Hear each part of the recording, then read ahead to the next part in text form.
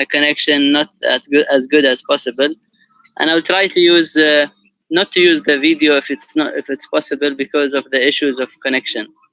Sure, no worries Sure, at all. as far as you are here. Thank you, and nice to meet you all, guys.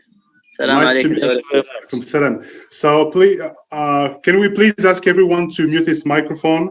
We are very, very honored to have right now His Highness Sheikh Ahmed bin Faisal Al Qasimi, who just logged and joined our Bizzmatcher online show. Ya Tol Amr, it's a pleasure to have you here on the show, and we hope you will enjoy it. We have been joined. We also have Dr. Sanjar here. We have Dr. Sanjar Muminov, our chief IP expert. Hi, Dr. Sanjar. Pleasure to have you. Hello. Hi, great to see you.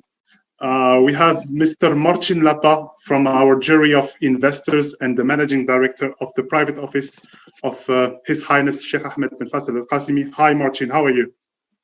Marcin, feel free to unmute your microphone. Yeah, thank you, guys. Good evening, ladies and gentlemen. It's my pleasure to be the part of this so excited event this evening. I wish everyone good luck. Thank you. Yes, indeed. Thank you very much, Mr. Marcin. And we just have been His Excellency, Mr. Adnan Al-Nourani, the chairman of the board of the private office of His Highness Sheikh Ahmed bin Faisal Al Qasimi just joined us. Your Excellency, it's a pleasure to have you, Mr. Adnan. Feel free to unmute your microphone, Your Excellency.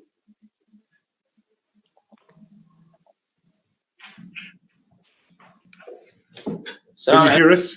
Alaikum salam wa rahmatullah. Can you hear us, Your Excellency? Alhamdulillah, yes. Great. Is the sound great from your side? Can you hear us properly, Your Excellency, Mr. Adnan? His Highness also on the board, but yes. I need to confirm when it will be ready that His Highness can join.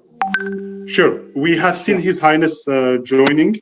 I think there is some. I hope he will be back. No, he's there. No, he's there. His Highness is there. Great. Yeah. Yes, actually, His Highness is connected, Your Excellency, Mr. Adnan. Okay. Okay. Great. So we will start officially in 5 minutes. We have been joined by Mr. Michael Cruz from NXT Diamonds. Hi, Michael. Hi, gentlemen.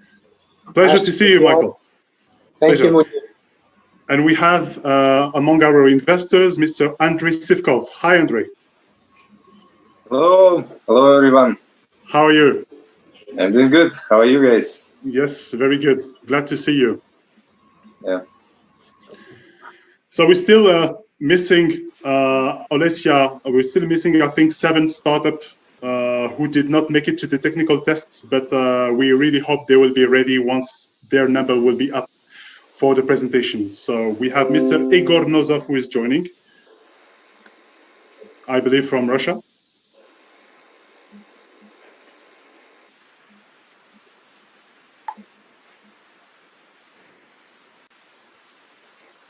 All right. That's fantastic. Olesia, Mr. Timur, can we make sure the rest of the remaining startup have joined?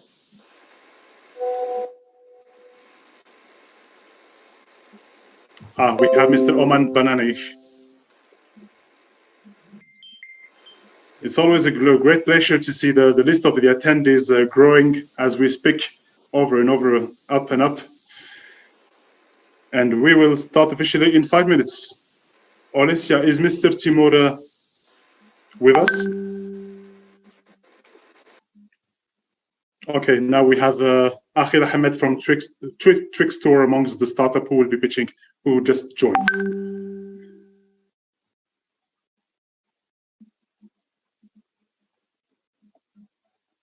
Excellent. And now we have Mr. Sebastian Tarta from Spain, who is representing Happy Holiday live from Barcelona.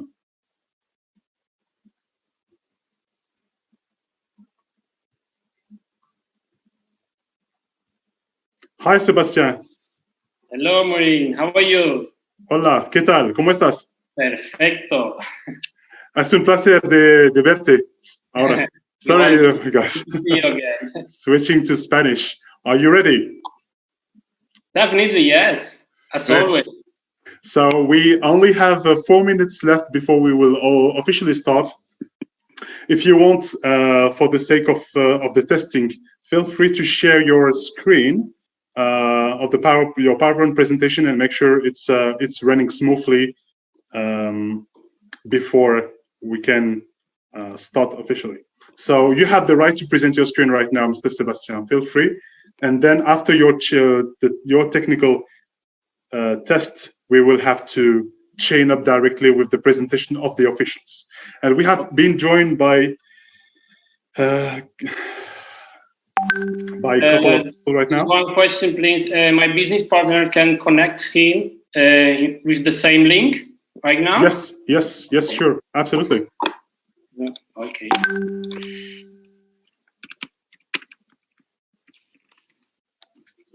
We have among us Mr. Omar Al-Marzouki. Assalamu alaikum, Mr. Omar Al-Marzouki. It's a pleasure to have you on the Bizzmatcher online show. Okay, let's see. All right, we've been joined by His Excellency Mr. Ghanim Al-Falasi from the Dubai Silicon Oasis Authority. Now we have... Assalamu alaikum. Alaikum salam, rahmatullah. Wa alaikum salam. Your Excellency, it's a pleasure to have you here, Mr. Ghanim Al-Falasi. Sebastian, can you go? Thank you very much. Can you go to the last slide, Mr. Sebastian? Yes, let me give you a moment, please. Munir, you're very dark. I am. So I'll try to... I will try to lighten my face. You're right. Mohammed Nisadi is back. Okay, so great.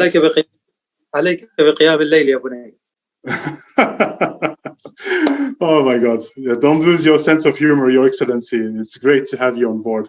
Okay, Sebastian, this is perfect. Can you please stop sharing your screen? Okay. And we will now start officially the Bizzmatcher online show. We have Lord Derek Upkamp. He's joining us. This is perfect. Mr. Timur, can we? Yeah. Do we allow another 2 minutes, or we are on time? We are exactly on time. We had Mustafa Ahmed from Saudi Arabia. Our board of advisors is coming now, and we have Mr. Ali, Engineer Ali Abdulhaq Al-Balushi is joining. And I'm here also, Timur, Derek. Hi, Derek. Thank you for joining. Thank you, Derek. Mr. Munir, I think His Highness already joined. You can speak. Super. Okay, so shall we start? Yes, Bismillah, let's run the show. All right, so thank you very much, everyone. We are very honored and happy and excited to introduce you to the first edition of Bizzmatcher online show. My name is Mr. Munir Barmani, and I'm the CEO and founder of Signature Network. So just to give you a brief aspect, we'll have to mute everyone right now.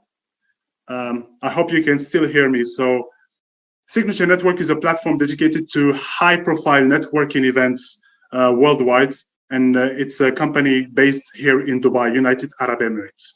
So thank you very much for attending once again the online show on Zoom. I'll pass the microphone to Mr. Timur Kudratov, the CEO and founder of Luxury World Key, our business partner for this amazing platform. Timur, your microphone is unmuted. Thank you, Munir. My mic is unmuted. Thank you very much, everyone, for joining. Really glad that we're finally on time. Just wanted to announce that we are officially live now. The current session is going live through YouTube and directly into an online TV, Vintera TV, directly to 10 million subscribers. So I wish to welcome everyone on board. As Munir said, my name is Timur Kudratov. I run and manage Luxury World Key group of companies here in Dubai since 2006. And today's session is just a blessing through if we just take away all the difficulties every business has been facing too. And here we have on board and people from government and Your Excellencies. And thank you very much all for joining. We still have more to come. So, yeah, Munir, we are on. Thank you very much, Simor. Ladies and gentlemen, please allow us to introduce you to our strategic partner, and it's an honor, His Highness Sheikh Ahmed bin Faisal Al Qasimi. Yatawal Amr, over to you. تفضل Yatawal Amr. I think you need to mute his mic. The microphone of His Highness is muted. Yes, now it's unmuted. تفضل يا طول العمر. The microphone is muted. السلام عليكم، كيف حالكم جميعا؟ الحمد لله. الحمد لله كله طيب. حياكم. شرف كبير هذا يا طول العمر. شرف لنا جميع، وباب مكتبنا موجود للجميع. حياكم الله. ورئيس مجلس الإدارة الأخ عدنان موجود في الخدمة إن شاء الله، ذراعي اليمين. شكرا يا طول العمر، شكرا كثير. And thank you very much for your presence and for your blessing, Your Highness. Let's give the microphone to His Excellency Mr. Adnan Al Nourani, the chairman of the board of the private office of Sheikh Ahmed bin Faisal Al Qasimi. Mr. Adnan, it's always a pleasure, and I would like to thank you on behalf of Signature Network and Luxury Walkie for supporting us all along the way for this amazing platform. We give you the microphone. Gentlemen, welcome to this event show, online show. As you know, we have a great people among us, and first of all, His Excellency Marwan Al-Sirkal, God bless him, and we have Engineering Ali Abdul Haq Al-Bulushi. Thank you for joining, and His Excellency Ghanem Al-Fulasi, God bless you as well, and a lot of great people, and plus Captain Omar Al-Marzougi, he's from Dubai Police, and Mr. Sir Anthony Retoza, our strategic partner with designer Sheikh Ahmed bin Faisal Al Qasimi. Welcome, and welcome and other peoples. This online show is related to how to make business and how to welcome the investment to United Arab Emirates. As you know, in the current situation, COVID-19, we were the first to act and open everything behalf of the people, and our government, our leaders, they support us a lot. God bless our country and our leaders. And as you know, Dubai especially is the city that can bring a business, Dubai and Abu Dhabi and the left Emirates. We are welcoming everyone, and my mic I can give to Mr. Munir. Thank you so much. Thank you very much, Your Excellency, for your kind words. Indeed. Let's move on to His Excellency Mr. Marwan Jassim Al-Sirkal from Shuruk Investment and representative of the Emirates of Sharqa. Your Excellency, feel free to you have the microphone, so you can feel free to make a statement. He's back. His Excellency is back. He was actually logged off, and he's now back in. So we just allowed him back in. Sorry, guys, I got disconnected. No problem. It's your turn, Your Excellency. Feel free to make your introduction. At first, I would like to thank His Excellency Sheikh Ahmed Al Qasimi for inviting me to be part of this event. Also, I send my regards to everyone that's attending this event. His Highness, actually, Your Excellency. And also His Excellency Adnan Nourani, and all of the participants that are actually attending today's session. It's a great honor for us to be part of this session. I am not in my normal place in an office. I am basically out of my office with my family. So I thought of making sure that at least I can join in and greet you all, tell you more about Sharjah and the investment opportunities in the Emirate of Sharjah. And maybe we can see something together that we can actually build on. It's an honor to be here. I'm happy to support you in any ways investing in Sharjah and telling you more about the investment opportunities in the Emirate of Sharjah. Thank you. That's amazing. Thank you, Your Excellency Marwan Jassim Al Qasimi. Let's move on to Captain Omar Mohammed Zubair Al Marzouqi, the Captain Representative of Dubai Police and Criminal Investigation of Dubai Police, CID. I don't know if Captain Omar can hear us. You need to mute his microphone. I'm sure Captain Omar can hear us all. Sure. So let's unmute the Captain Omar.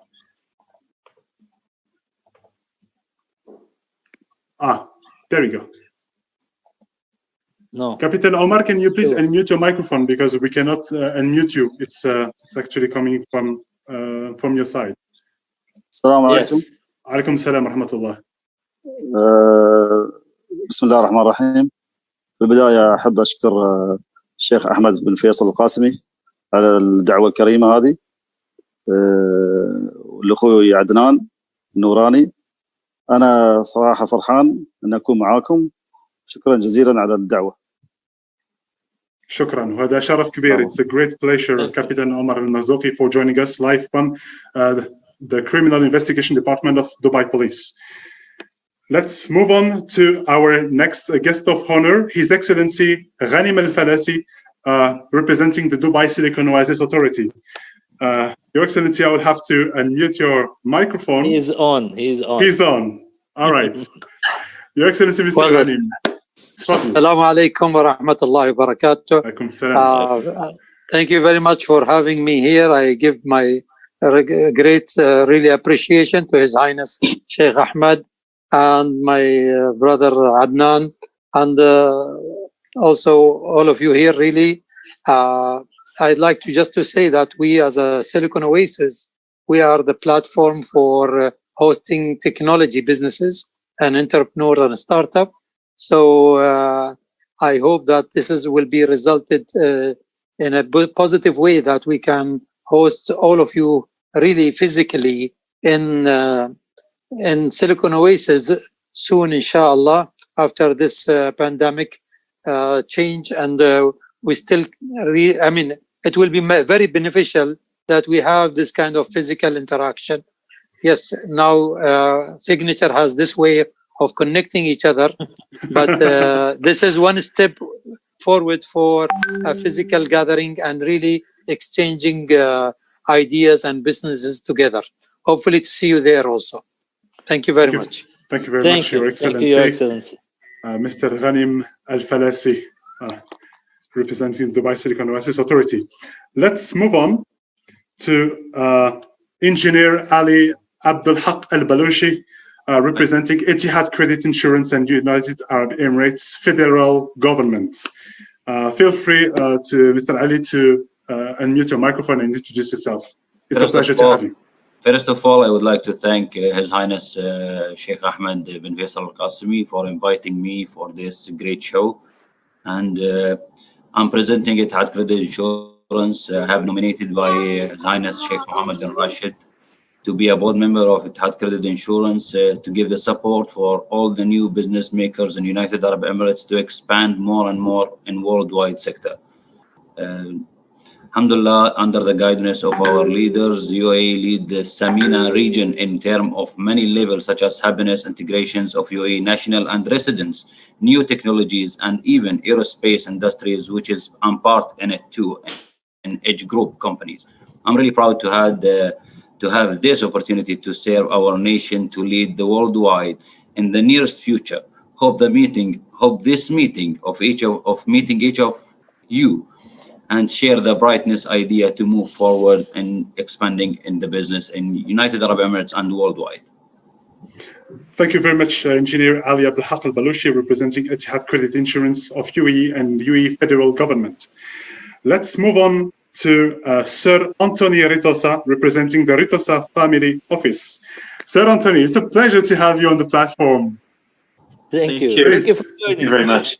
Feel free to. Salam alaikum. Alaikum salam. It's also a pleasure and a great honor. Thank you, Your Highness Sheikh Ahmed Al-Qasimi, for inviting me here as well, and His Excellency Adnan Al-Marouni. Thank you so much as well. I'm the chairman of Ritosa Family Office. We're headquartered in Dubai. We recently moved our family office last year to be based in UAE, and it's a very exciting time to be in the region. And looking forward to today's webinar. Thank you. Thank you very much, Sir Anthony Ritosta. Again, a pleasure to have you here. We are very pleased to have our charity partner, Penny Appeal Middle East, represented by his CEO, Mr. Mohammed Bali. Mr. Mohammed Bali, it's a pleasure to have you on Bizzmatcher Online Show, and Mr. Bali would like to get us the awareness about the COVID-19 campaign, which is currently running with Penny Appeal Middle East. Feel free to introduce yourself, Mr. Bali. You can unmute your microphone. Hello? Thank you. Yeah, can you hear me? You're here, yes. Loud and clear. Assalamu alaikum, everyone. Good evening or good afternoon. Thank you, dear Munir, and good evening, Your Highness Sheikh Ahmed and Your Excellencies. Thank you for this invite. And I know that everyone is eager to start this this event of and for the candidates to pitch their projects. I'll just take a few minutes, and first of all, I would like to thank you for giving us this opportunity as Penny Appeal Dubai to introduce ourselves. And also, I would like to thank our partner Yalla Give, who have been always been great supporter.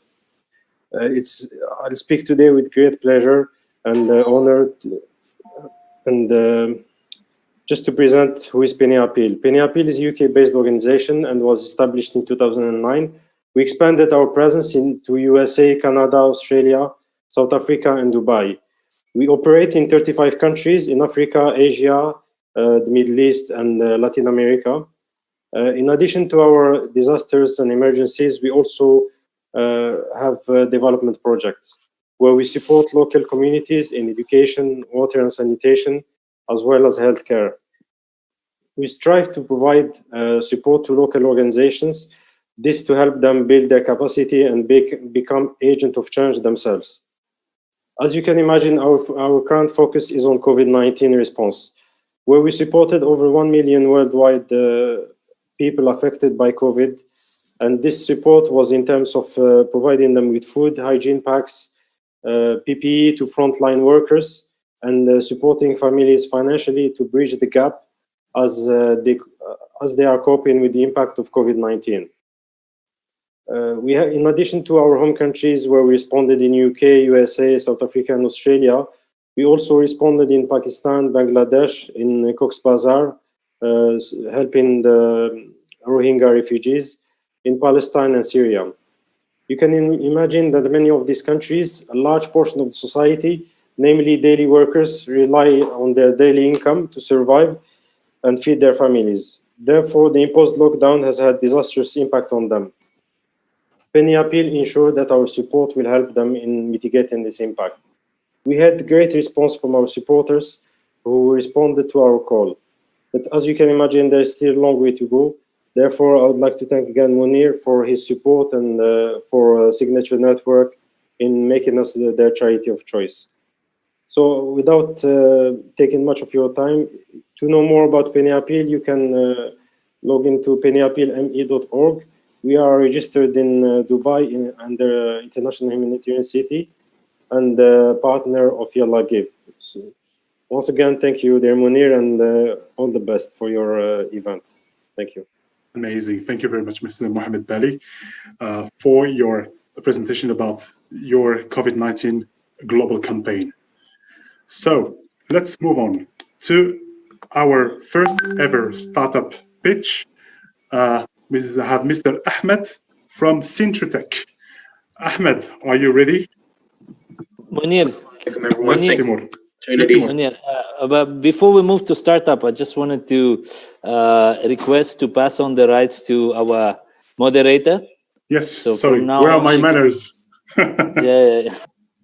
And I wish everyone a success, and as well, I would like to give a big credit to both of our teams, Munir, and everyone worked so hard, including Alessia and Lola, who is joining us, Aliona, and everyone who worked towards combining everything to have this amazing event. So pass on to Ahmed. There you go. Perfect. Can everyone see my screen? Yes, just a second, Mr. Ahmed. Yes, just a second. Okay, well, right. Sorry, please go on, Mr. Ahmed. Go on. Assalamu alaikum, everyone. My name is Ahmed Zabi. I am grateful to be a part of this group of teams that are pitching to you today. Before I start, I just have to warn you that the second slide after this one has some gruesome photos, so please be advised. So my company is Center Health Technologies. I am the CEO, and our target is to reduce diabetic amputations in the aging population. Here we go with the photos. This is an example of a grade 2 and a grade 3 diabetic foot ulcer. It affects the majority of the population of diabetics. Almost 25% will get a diabetic foot ulcer. And this is what they have to go through. By grade 3, the patient will lose their foot, meaning that they will be amputated and they will lose the ability to use that foot. In the MENA region in 2018, almost 55 million people were diagnosed with diabetes, and almost 2.7 million had diabetic foot ulcers. In the year 2045, that's expected to double to almost 5 million yearly diabetic foot ulcer cases. And the statistics currently show that 1 in 5 MENA resident will go through an amputation. So that's a 20% amputation rate. Sorry, can we please, sorry guys, can we please make sure all the microphones are muted? Otherwise, we'll have to remove any participant who has enabled his microphone from the online show. Thank you very much for your understanding. Please, Ahmed, sorry for the disturbance. Please no, it's okay. So 20% amputation rate and an 80% mortality rate within 5 years, meaning that once a patient has undergone an amputation, they have an 80% chance of dying within the first 5 years. Now, what's our solution? Our solution is to use the patient's own living cells from their fat tissue to heal their wounds. So we take a small liposuction of fat from their abdomen. We insert that fat into our consumable and then insert that consumable into our centrifuge system, which is a patented technology in the US and around the world. This system allows us to break down the fat tissue into smaller pieces so that we can re-inject that fat tissue back into the wound and heal it from the inside out. And this can all be done in under an hour. So our business model is pretty simple. We're outsourcing our manufacturing, so there's no upfront capital cost on our end. The centrifuge system, which is our benchtop system, will be sold at $10,000. And our AdipoChip system, which is our consumables, this is the bread and maker of our business, is going to be sold at $1,000. Now, in the United States, there are Medicare reimbursement codes that will cover our procedure up to $2,500. Our goal is to work with our MENA partner to see what types of reimbursements we can get in the MENA region. On the intellectual property, as I mentioned, we have several patents approved, granted, freedom to operate, and we also have exclusive rights to all these patents. The market is a multi-billion-dollar market in the MENA region specifically. The advanced wound care around the world is valued at $20 billion, and the diabetic foot ulcer market makes up almost half, $6 billion. And the wound dressing market, which is the currently standard of care in the MENA region, is valued at $1 billion. So the goal is to disrupt the wound dressing market and target the full overall diabetic foot ulcer market with not just a treatment, but eventually a prevention method for it. Now, on our gross projections of gross revenue by year 6, we're estimating about $100 million in gross revenue. And this is roughly about 60,000 people to treat. Now, imagine what we could do if we can expand it to the full 2.75. Now, our market strategy is early sales through partnerships. So these are a few hospitals and clinics in the MENA region that we would like to operate with and collaborate with, like the Emirates Hospital, Mayo Clinic, Abu Dhabi Health Services, the Kuwait Stem Cell Center. So all of these guys together would help us push and really make an impact in the region. So our current competitors, again, in the region of the Middle East, is just standard of care, debridement, where you cut the skin to let it bleed, padding and offloading so that you can allow the foot to help, heal the wounded area, and then a boot that basically gets strapped onto the feet. The problem is that the course of treatment takes on average 4 to 6 months. So imagine you going every single week to your doctor to go through this. And the average cost of illness in the MENA region is $12,000. And the average success rate is about 26%. So this is not great, and this is not what the people need. So the way we compare is that we're targeting a single application, meaning the patient comes in once and leaves and doesn't have to get the same therapy again for their ulcer. And the price point is where we really make an impact. We're charging $1,000 for one-time injection versus multiple applications. So I'm great to have an amazing team supporting me. We have people that have been in the wound care space for over 15 years, like Dane Shackelford, people in the government in the United States, like Ron King, and then also our regulatory and compliance, like Naveen, who have really helped structure and shape the outcome of this business. So the investment, we are looking to raise a $10 million investment to target multiple topics. On the first part, clinical trials, so that we can complete our 100-patient study. Patents, so that we can get worldwide coverage. Regulatory, so that we can get not only 510K approval, but multiple indications for use and utilize the 510K in the United States to get regulatory approval in the Middle East. Product development, that we can get our fully commercialized unit out and ready to go. Right now, we have a clinical trials ready device, but we want to get this commercial use out. We want to hire and expand, push the science of our therapy, push the applications of our therapy. So we need to expand our team and hire more individuals. And then lastly, sales and marketing. So we already have pre-sales in the US in the plastic surgery space, but the goal with this is to really start attacking the diabetic foot ulcer distribution chain. Lastly, with $10 million, as I mentioned, Dane used to be part of Spiricor. They were a negative wound pressure therapy device in the market. After only 3 years of operation in the VA system in the United States, they were generating about $15 million in year 3. Their valuation was well over $100 million, and they were purchased by one of the largest wound care companies in the world today, which was now purchased by 3M.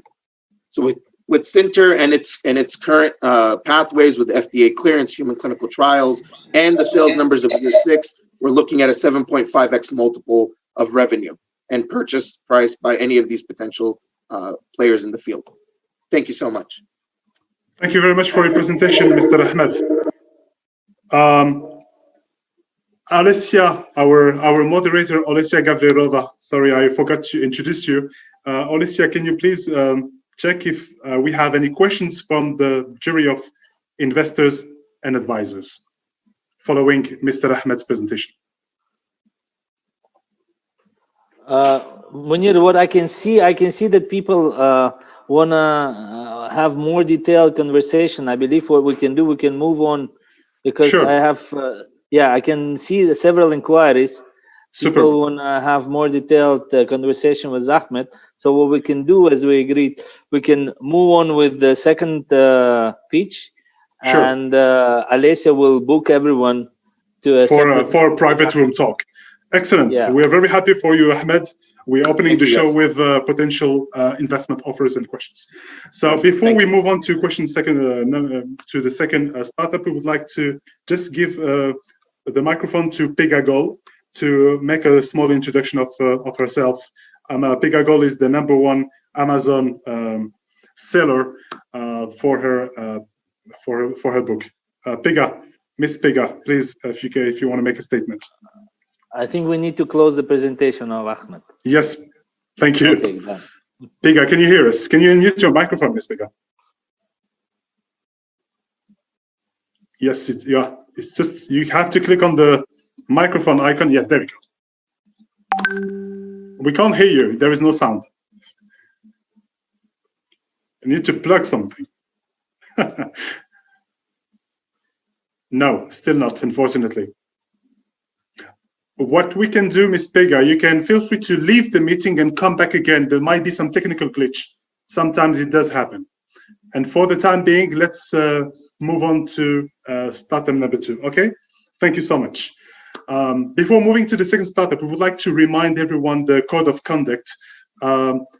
As long as everyone is logged in the platform, please feel free to mute your microphone to avoid any external noise disturbance, to make sure all the startups will be able to perform their business venture in the most peaceful environment. Thank you so much. And each and every startup has exactly 5 minutes to present their business venture, and there will be 5 minutes dedicated to question and answers. Let's move on to, yes, Timur, over to you. Second startup, yeah. So we have David Hassan. And David he's Hassan, a legal advisor who would be presenting the project. Yes. And hello. okay. Hi. share the screen. Sorry. Technical assistance. Sure. It's always good to have 3 or 4 people doing presentation. Yes. So the lawyer David Hassan representing Roxane Paris. Yes, nice. If I'm not mistaken. I'm very glad to introduce that project today. Sure. Can I start now? Yes. That's perfect. Okay, so I'm going to present you the Roxane project, which is an innovation in high luxury end dimension, opening new doors in that field. So today we have limits with the diamond and with the diamond industry in general, which are set by nature and by technical restrictions. So first of all, a big gem is very rare and costly. A gem has limited brilliance because 1 diamond equals 1 brilliance equals 1 color. A gem cannot be customized. The said gem is partly hidden and the gem has limited optimal cuts. You cannot cut a diamond in the very middle, right? So what we offer with the Roxane project is a brand new solution to all those problems. So with many small gems, which are ideally cut, we're gonna make one big diamond cut stone with a precious metal base structure. So first of all, we're gonna have multiplied brilliance because, as I told you earlier, 1 diamond equals 1 brilliance, but as we're gonna put a multitude of diamonds, the brilliance is gonna be multiplied. So we're going to be able to have endless customization, and it's going to be entirely visible. We're going to have, we're going to be able to have lots of different pieces, and we're going to be able to answer the client's needs, right? So you can have rings, you can have, for instance, tagine dishes, you can have cufflinks, you can have caviar boxes, you can have champagne corks, etc., etc. So our point is to answer the needs of the client by having a patented new technology in designing diamonds and jewelry in general. So our business model is the following. So we're going to have 1 collection and tailor-made products at first. And the production cost of 1 unit goes from 10,000 euros to infinite, depending on the client's needs. And we are targeting ultra-luxury clientele and ultra-luxury professionals in order to, as I said, create products in haute couture, haute cuisine, yachts, supercars, etc., etc. And our target is around 12 million euros of revenue, and a collection of 200 units and a stock of 100 units. Our strategy is focused on 2 points. First of all, scarcity, and second of all, distribution. So regarding, sorry, I'm just gonna move this, voila. So regarding scarcity marketing, so as I said, it's gonna be infinite customizability. We are gonna present all the pieces in pre-sales events, in rooftops and hotels, in private lounges and airports, etc., etc. And we're going to hire business introducers and present our pieces in the world's best luxury spots, and focus on digital marketing too and social media in order for our concept to be known and renowned. Regarding our competitors, obviously we're going to face competition with luxury brands such as LVMH, Hermes, Richemont, etc., etc. But the thing which is going to distinguish us from our competitors is our patented concept, because we have a unique concept which is completely patented. So we have a patent which has been agreed in France, which is protected under the Berne Convention, and which allows us to transform something very ordinary into something very extraordinary. So basically, we're going to luxify anything that the client wants to luxify, which can go from cufflinks to wheels to mirrors to anything. Last of all, I'm going to introduce you to the team. So this is Daniel Tweel, who is with me, who is the creator and who has been working on this project for more than 20 years. He has a very large network. He works with the best workshops in Paris and abroad. For instance, he works with the best craftsman in France, meilleur ouvrier de France, and he's been working with him for many, many years. You have Brice Nabet, who is a financial manager, David Asson, who is the telecom engineer, and I am the law clerk and the translator too. So as I said, Mr. Tweel has been investing a lot of money, of time, of energy, and we are looking forward to working with you. We are looking for an investment of 3 million euros, which will be dispatched on 5 years. You will bring 3 million, the business introducers, and a distribution network. And what we offer in counterpart is 30% of the company, propriety of the products, our expertise and professional network, and obviously our excellence and our knowledge on that field. So regarding the financial planning, the 2 first years are going to be focused on developing the brand and networking. And starting from the 3rd year to the 5th year, we're going to be able to have a profitable concept. So as I said, it's a unique, revolutionary, exclusive, and expandable concept. We are looking forward to working with investors in order for this patented concept to be known and renowned worldwide.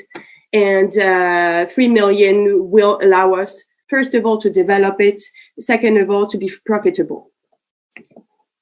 So thank you very much for listening to our pitch, and I'm looking forward to discussing with investors. Thank you.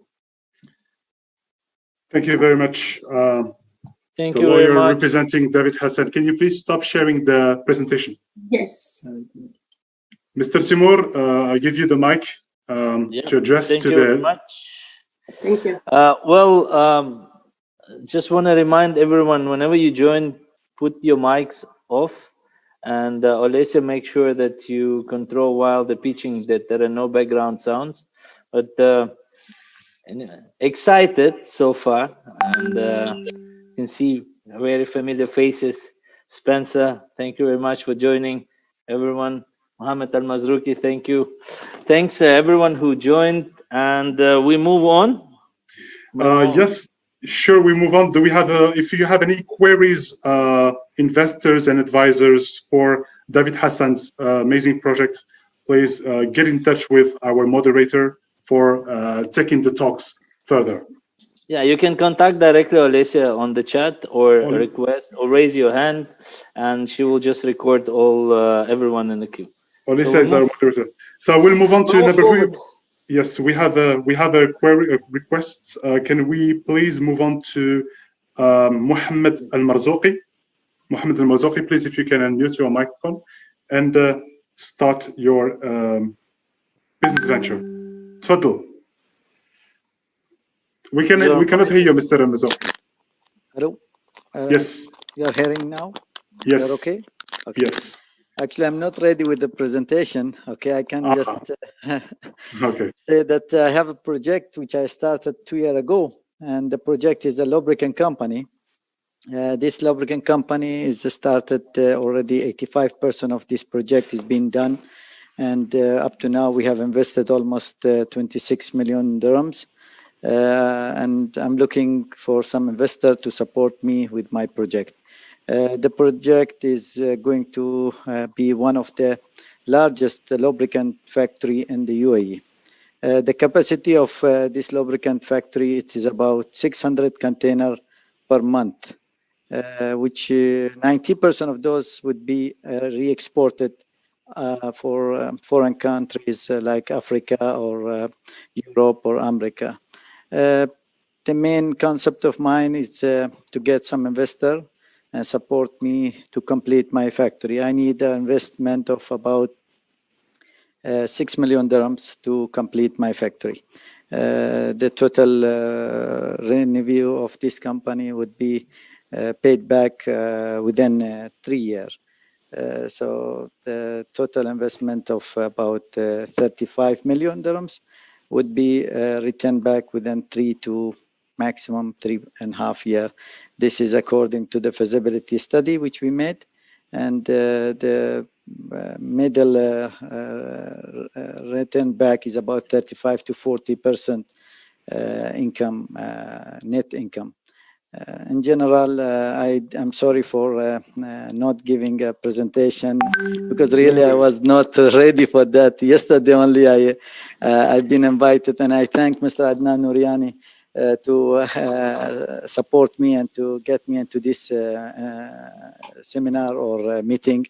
in future, inshallah, I will try to make it more better in presentation. Thank you, everybody. And I take this opportunity to thank His Highness Sheikh Ahmed bin Faisal as well. And everybody who joined. Thank you very much. Thank you. Thank you. Thank you. So our dear board of investors and advisors, please address to Olesya, Miss Olesya Gavrilova for your inquiries for investing in Mohammed Al Marzouqi for his lubricant I appreciate business. that. Thank you. Thank you. Thank you. Miss Piga, are you back? Does that work now? Can you hear me now? Yes, but we advise you to switch off one device because it's echoing. I'll do. Much better. Much better. It's a relief. Okay. Oh. Yes, absolutely. It was like all echoing. So I just want to say hi to everyone. Super excited for this opportunity. And I believe that we can call UAE the next Silicon Valley. Maybe it's a Silicon Valley of the Middle East with loads of rising of these startups and the whole ecosystem. I can see that there are lots of companies in Dubai, in Sharjah, and Abu Dhabi, and they are really looking for that. And I think this is the best time for having more investment on startups. Just a quick background about myself. I've been into this business for 15 years. I know I look younger than this, but I have quite a good experience in that. And I just over 6 months ago, I just published my book, which is called The Formula, which I gather my experience and to help all the job hunters to find a job. And luckily, it was just before the pandemic, and it made to help lots of job seekers that they lost their job or they may have a fear of losing their jobs. And so far, it's been a good 6 months of having the #1 bestseller in Amazon. So I just want to take this opportunity to wish everyone, all the startups, best of luck.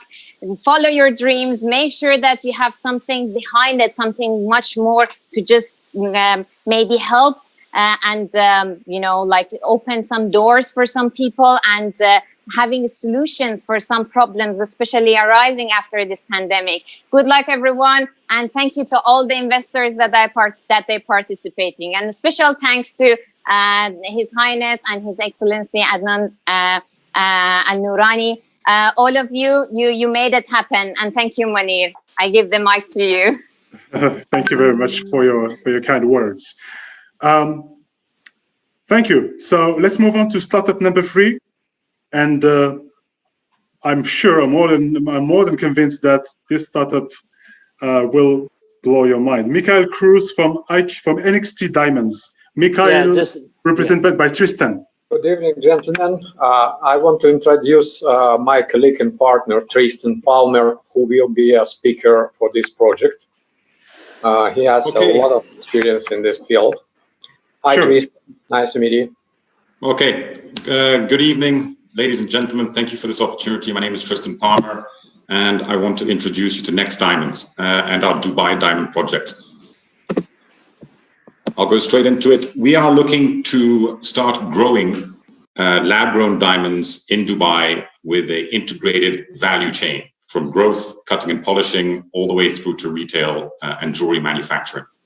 Lab-grown diamonds, for those of you who don't know, in a nutshell, chemically, optically, and physically identical to the mined diamonds from Africa and South America, 40% cheaper on average, but they are identical, like for like. And I'll give you an analogy. Same thing as pearls being fished from the Dubai ports decades ago to the pearls being now manufactured or farmed in Japan. So like for like, an identical product. We have obviously various issues in the mined diamond environment, supply and demand constraints. It's still an $87 billion market with growth potential. There's social and environmental impacts for the new consumers, which is the millennials, who are more socially aware, more ecologically aware. And I think that this product actually addresses key targets within our customer segmentation. So the solution to these challenges, these especially supply and demand challenges, is to grow our own diamonds, make unique diamonds in Dubai create a made in Dubai diamond, okay, which means growth, cutting and polishing, jewelry manufacturing within a vertically integrated and tight supply chain. No need to go to Africa, Botswana, wherever it may be, to actually source these diamonds. Our business model is very simple. As I said, an integrated, what I call clicks and bricks strategy, where we will have an e-commerce website supported by a showroom, supported by a laboratory where the growth will happen in Dubai. We want to make a premium made in Dubai diamond with its own identifications within the diamond itself, laser inscriptions so you can identify it.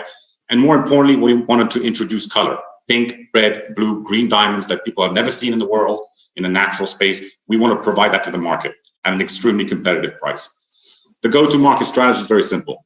We've activated our phase one for the last 12 months, and we've been very successful doing that. Now we want to create this supply chain, an integrated supply chain in the UAE, and grow it through partner and selected retailers.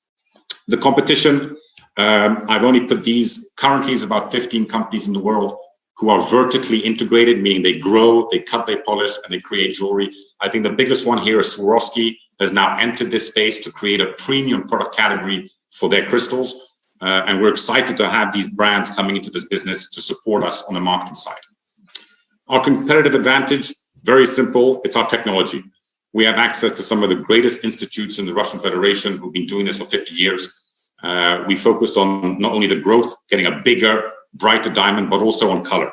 And we have some very exciting colors coming out in the diamond field. The vertical integration, as I said, is key. We want to keep something simple, and we want something that won't be restricted by challenges on the economical or global stage. And fundamentally, we are all diamantaires. We know diamonds. That's our background. Myself, working for De Beers for over 6-7 years. We know diamonds, and we're very passionate about it. Our team, we have 3 founders on the left, supported by our technology team. I didn't have enough space to put the whole team there, but what I want to say is the background between knowing diamonds and the product and knowing the technology, that's the harmony we're bringing to the business. It's really the people behind this that make this happen. And I think the technology, and I want to emphasize that again, you can see that on the right-hand side. Our financial planning is very simple. We want to be UAE-centric to start with. We want to create this infrastructure in the UAE, this vertically integrated value chain, and we want to drive through selected premium retailers. These are just some of the numbers we're looking at. And our investment, we're seeking $3 million for 20% equity investment into the Dubai business itself. Okay, and I'd be more than happy to discuss this in much more detail, but I think my time is up. So thank you very much for your patience and time. I appreciate it. Thank you very much, Tristan. Lovely presentation, and absolutely on point time-wise, and excited for you because you we already have some investment offers for you. And please address to all the investment queries to Olesya Gavrilova, our moderator. Absolutely. Thank you very much. Shukran. Okay. Thank you very much. Timur, over to you. Okay, so thank you, Tristan. And this time it was right on time. I know that you needed more time to go into details, but so with respect to other presenters, so we move forward. And yes, we can move forward. Actually, the startup number 4 is Basil Cromer, the CEO and founder of Acolyte, co-founder of Acolyte AI. I don't know if Mr. Basil can hear us. His presentation is planned for 9 p.m. We are a little bit ahead of time, so maybe we can try to slide Raja Jaswina from Malaysia. Yeah, exactly. So we can move on to Raja. And Raja, then, are you here? Raja from Kuala Lumpur. Are you here? Yes. Let me just start my video. Hi. Hi. Okay. Hello. Hello. So shall I then go early? Sure. Yeah, sure. Well, you're actually very lucky. So Raja Jaswina Arshad, live from Kuala Lumpur, Malaysia, and the co-founder of Purely B. Over to you. Let me just do my screen sharing.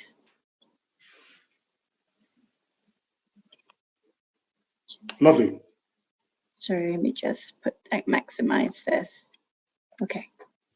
All right. Good evening, Your Excellencies and distinguished guests. My name is Jasrina Arshad. I'm the co-founder and CEO of Purely Be, which is Asia's leading health and wellness digital lifestyle brand and community. I actually started the company 5 years ago because of my own personal health journey.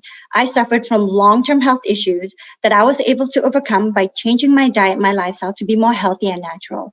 It was life-changing, but extremely difficult for me to get there. Why? Because of the lack of awareness, accessibility, and affordability to trusted solutions that's catered for Asian and Islamic cultures and lifestyles to help us improve our health.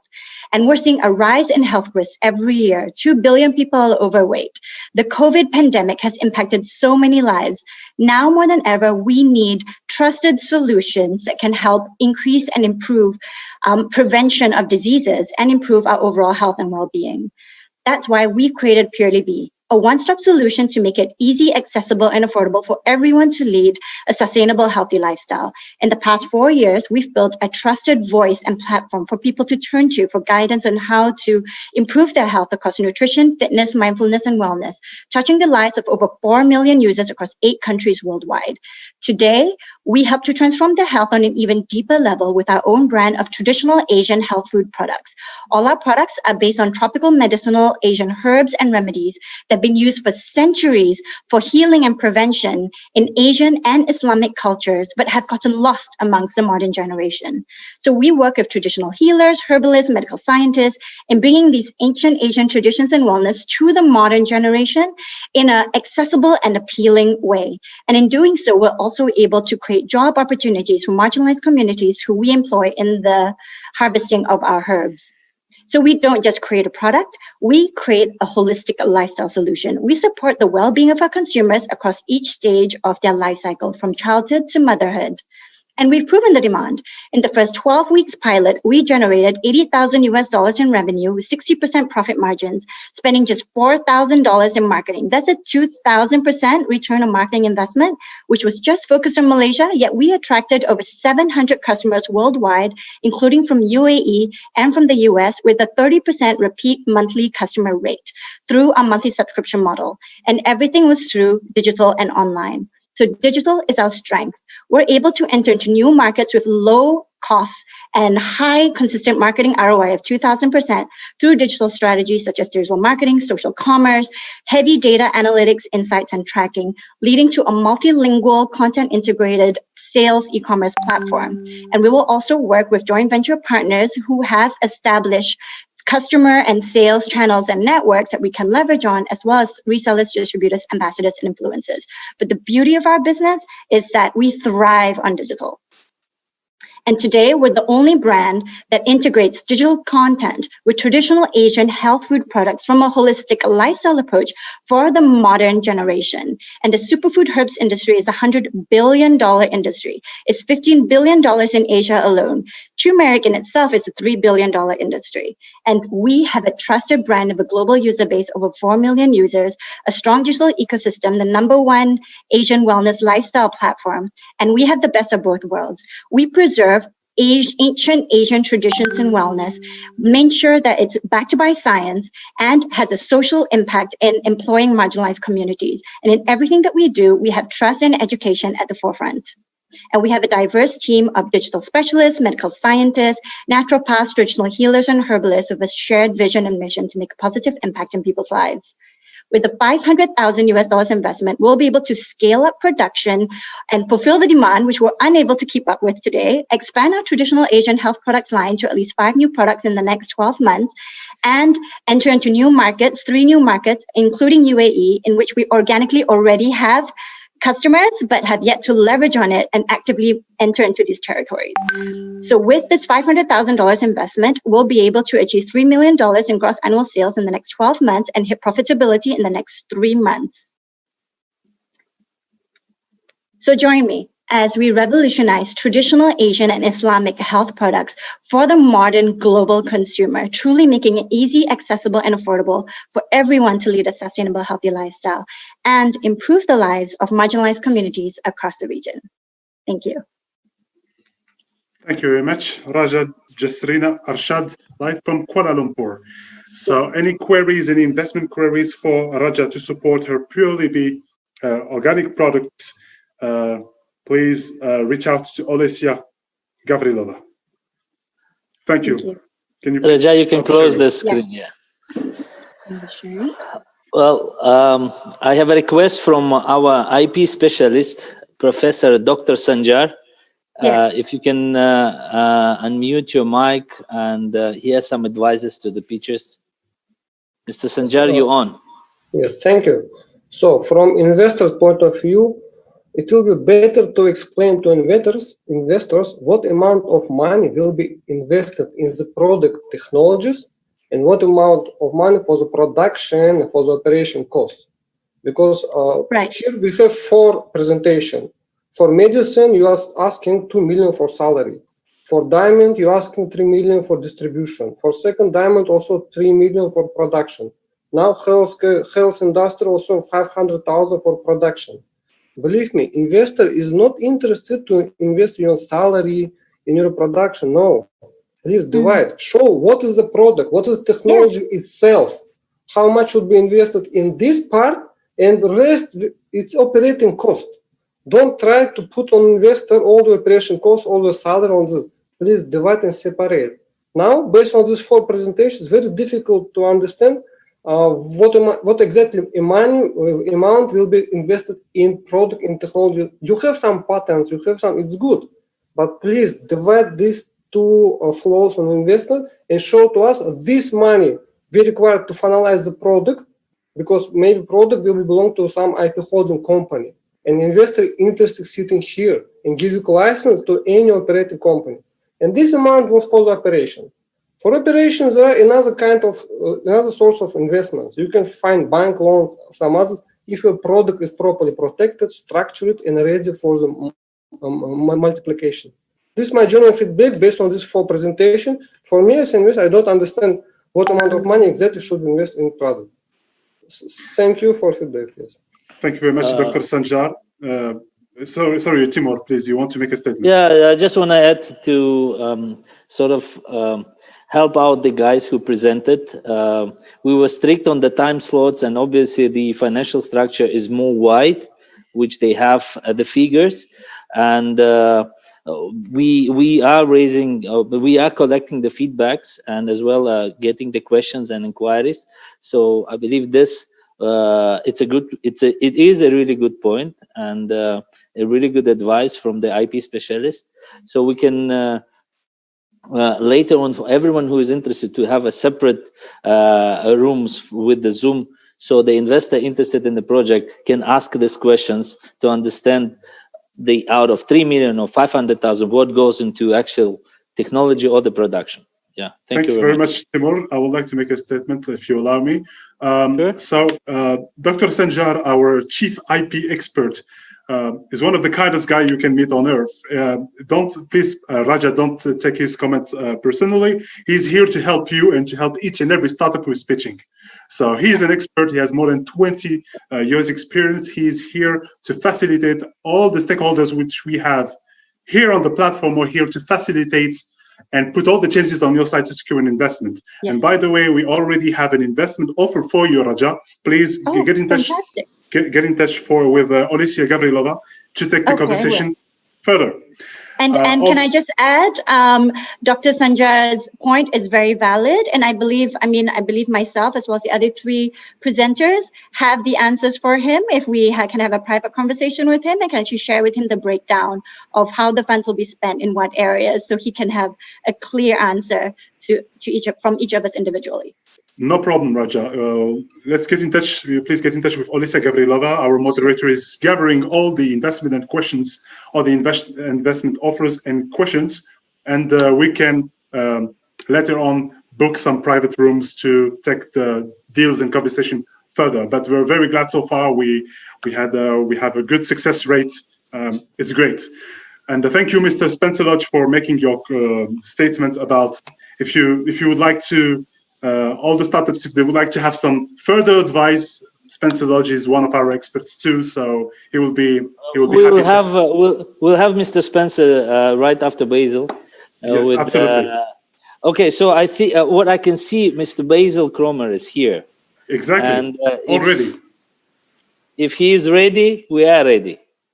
Good evening from Dublin in Ireland. Can you hear me? Perfect. Fantastic. Perfect. It is an absolutely wonderful pleasure to be on your show, and it's just incredible what the two gentlemen have organized, and such a pleasure to be in all of your company. This evening, I'm going to talk to you about a revolutionary new product for the horse racing industry. But firstly, please have a quick look at this video that we've prepared for you.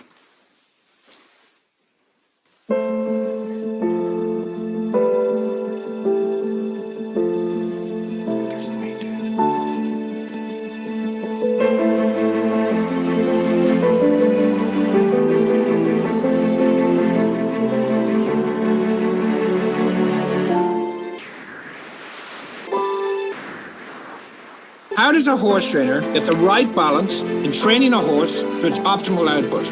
There are so many pieces of data to capture from a racehorse. When you have hundreds of horses, how is it possible to monitor every single horse, ensuring the jockeys aren't pushing the horse too hard in training? Acolyte, an emerging device that has so far taken 5 years of research. Now is the time to let everybody see the future.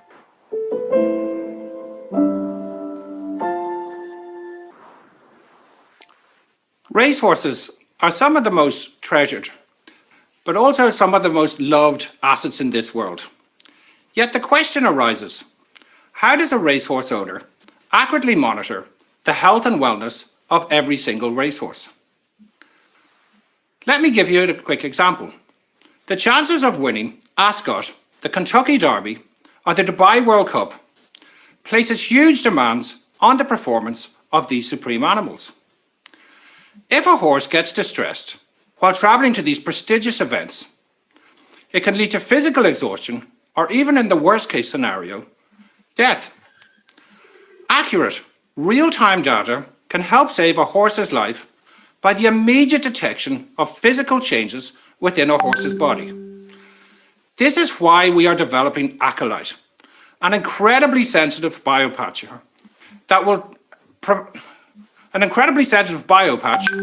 that transmits all the information from the body back to the screen. The information we collect are breathing, sweat analysis, and temperature. It is my great pleasure now to introduce you to Acolyte. There are 3 parts to this product. The first are a revolutionary new biophysical and biochemical sensor. The second is your own intelligent agent that provides cutting-edge data capture. And the third is a user-friendly panoramic dashboard that lays out interpreted data for your benefit. These are not 3 separate products. It is only one product, and it is called Acolyte. In a way that has been unthinkable to date, Acolyte will allow you to work with real-time information together with historic data in order to improve equine health and performance. Introducing the revolutionary intelligent skin patches. These will include disposable biosensors, and these will transmit their findings through your new best friend, Acolyte. The types of information that can be collected are the monitoring of heart rate, respiration, temperature, together with some analytics derived from sweat. And this is where the magic begins.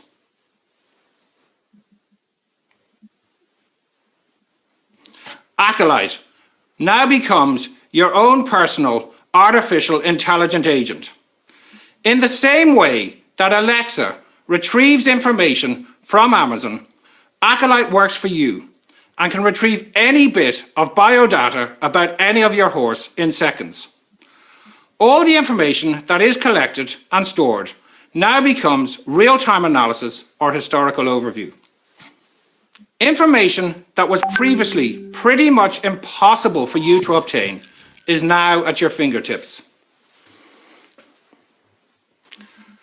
Now, if you could please imagine that everything we are learning from racehorses, we can apply to human healthcare.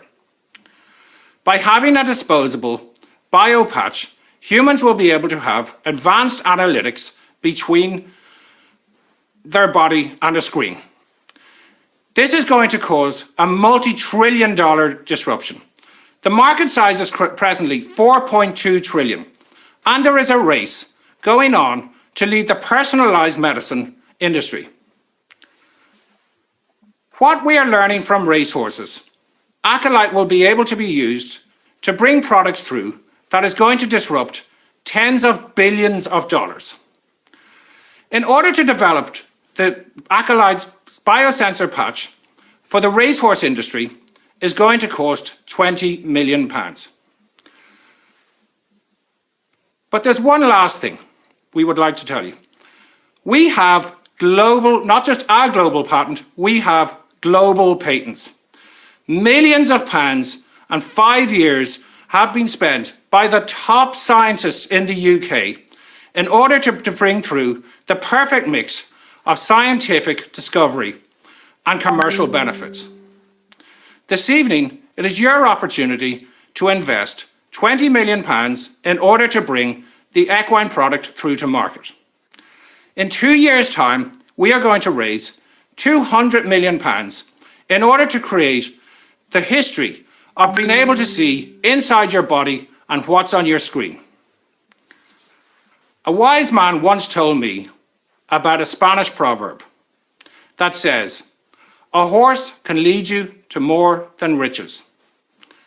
And this has never been more true than this evening. I'd like to welcome any questions that you may have. Thank you very much, Basil, for your presentation. Great. Should we please, any investment inquiries for Acolyte AI represented by Basil Cromwell live from Ireland, please reach out to our moderator, Olesia Gavrilova. All right. I like the way you say it. Am I pronouncing it the right way, Timur? Yeah, I like it. I'm just okay, to, so yes, sure. yeah, so are we on time, right? So it's 9:03 actually. We finished it earlier. A bit earlier, yes. Thank you very much, Basil, for your outstanding presentation. Thank you. Yes, we already, I think, starting having some investment inquiries. Yeah. Please reach out to for Acolyte project. Reach out to Olesia Gavrilova, and we'll set up some private rooms later on. Thank you, Basil. Thank you very much. Excellent. So it's 9:04. Usually what we're going to do is like a virtual coffee break. Feel free, ladies and gentlemen, to grab yourself a cup of tea, water, coffee. And for the Timur, do we have Mr. Firas Al-Msadi from Fan Properties? Did he join? Yes, hold on a second, let me check. He's joining 9:10. Yeah, so we have a break now till 9:10. Does everyone have a coffee and come back by 9:10?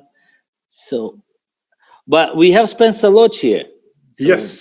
Yes, Spencer, please. I really want to wait. I want to have his comments on every pitch. Spencer, as a professional. Spencer, don't run away. I'm not running away. Oh yeah, stick around, make it happen, please. We'd like to hear from you today. You want me to go now, or you want me to go after your coffee break? Yes, Spencer. We would like to make some. Yeah, some he asked. He said, "Do you want him to say now or after the coffee break?" The coffee break is your time, Spencer. Spencer would like to give everyone some insights about pitches that he has heard so far, and would like to give some advices for the future startup who will make pitches later on. Please, okay, Spencer. let me just get it out while you guys are on here. So my name's Spencer Lodge. Good evening, everybody. Now, some of you may know me, some of you don't, but I get involved in a lot of this kind of pitch contest stuff. and people pitching their business ideas. I've invested in various companies. I own a group of companies that's worth now over $100 million. I don't say that to be egotistical or arrogant at all. That's just a fact. It is. It is what it is. But what I've learned over the years of watching people pitch their business ideas is that 99.9% of people get it wrong. And they're missing the point 9 times out of 10. The most important skill you need to learn is how to sell here. You need to sell your concept.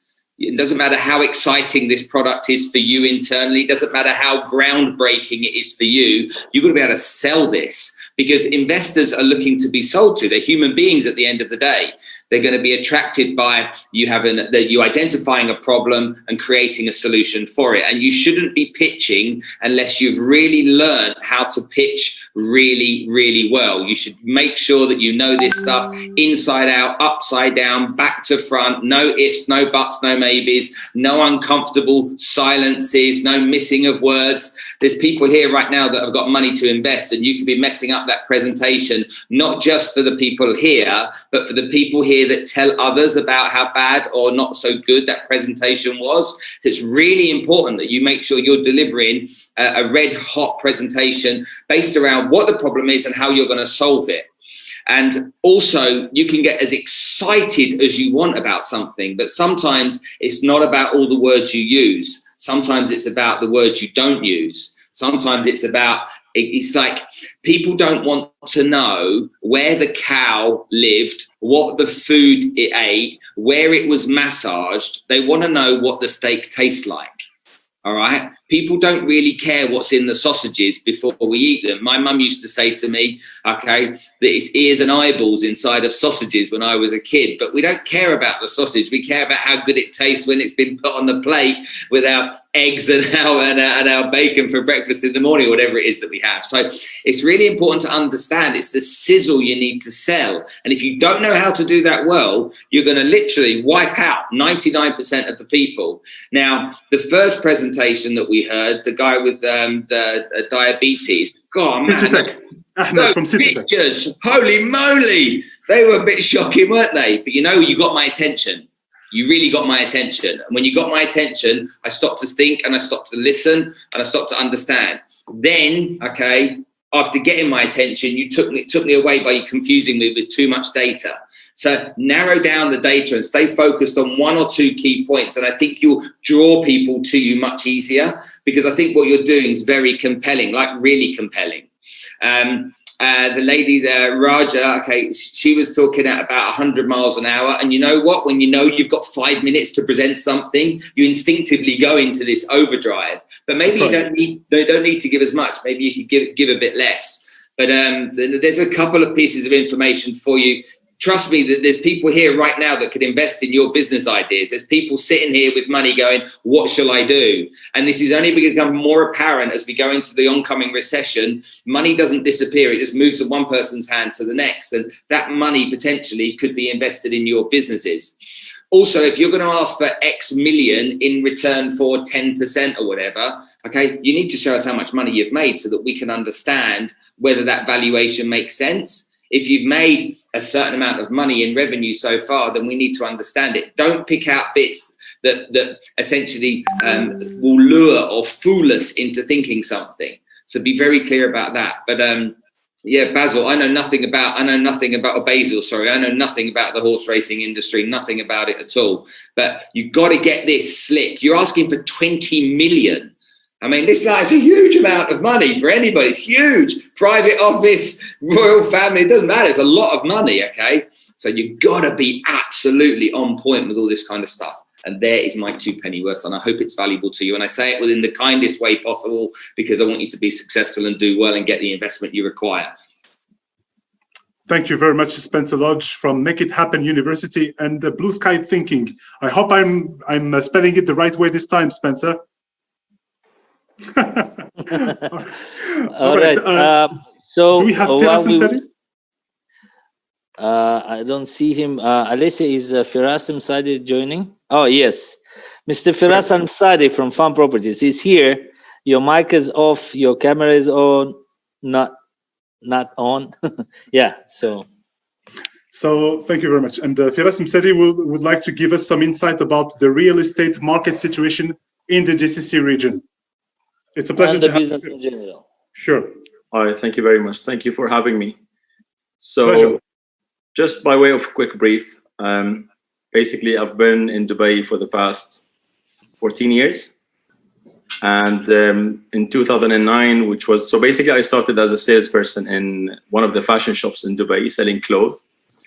And about 12 years back, which was I think 2007, I saw that 2/3 of the world cranes were in Dubai, and I didn't want to be an audience. So I thought I want to take part of this industry.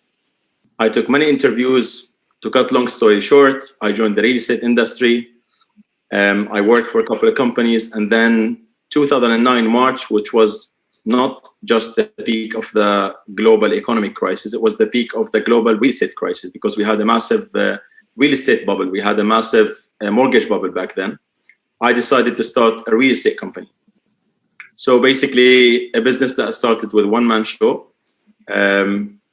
Today we're 5 companies in Dubai. We have other businesses outside of Dubai.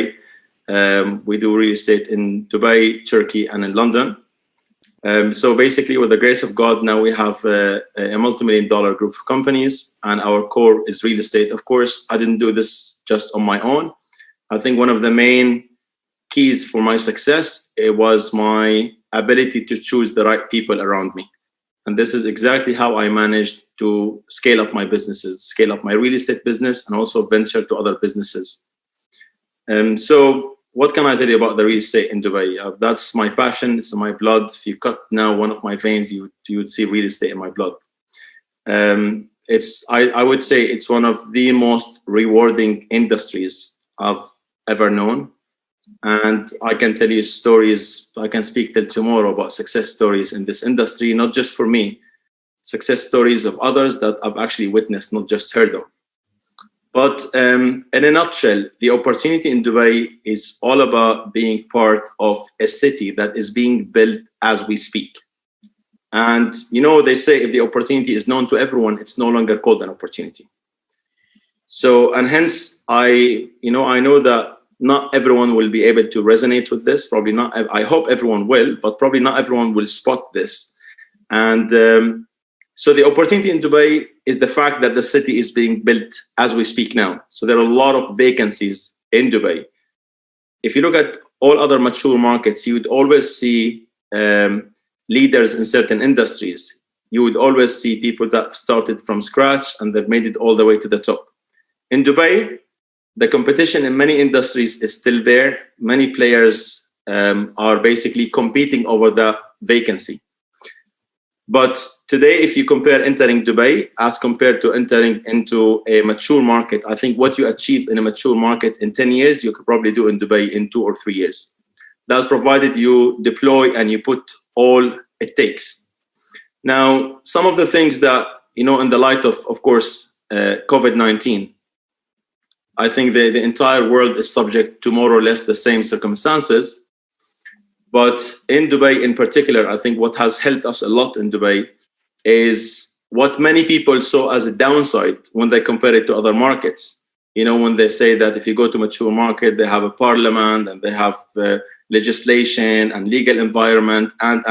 But the decision-making process in those mature markets takes ages because there are just so many moving parts and too many layers that took place and was created over the years. But in Dubai, they enjoy a very high level of agility, which is a key factor for the success of, I would say, any market in the light of the COVID-19, because it came as a surprise and it required a lot of ownership and very high level of agility so they can overcome this, of course, in cooperation with the private sector.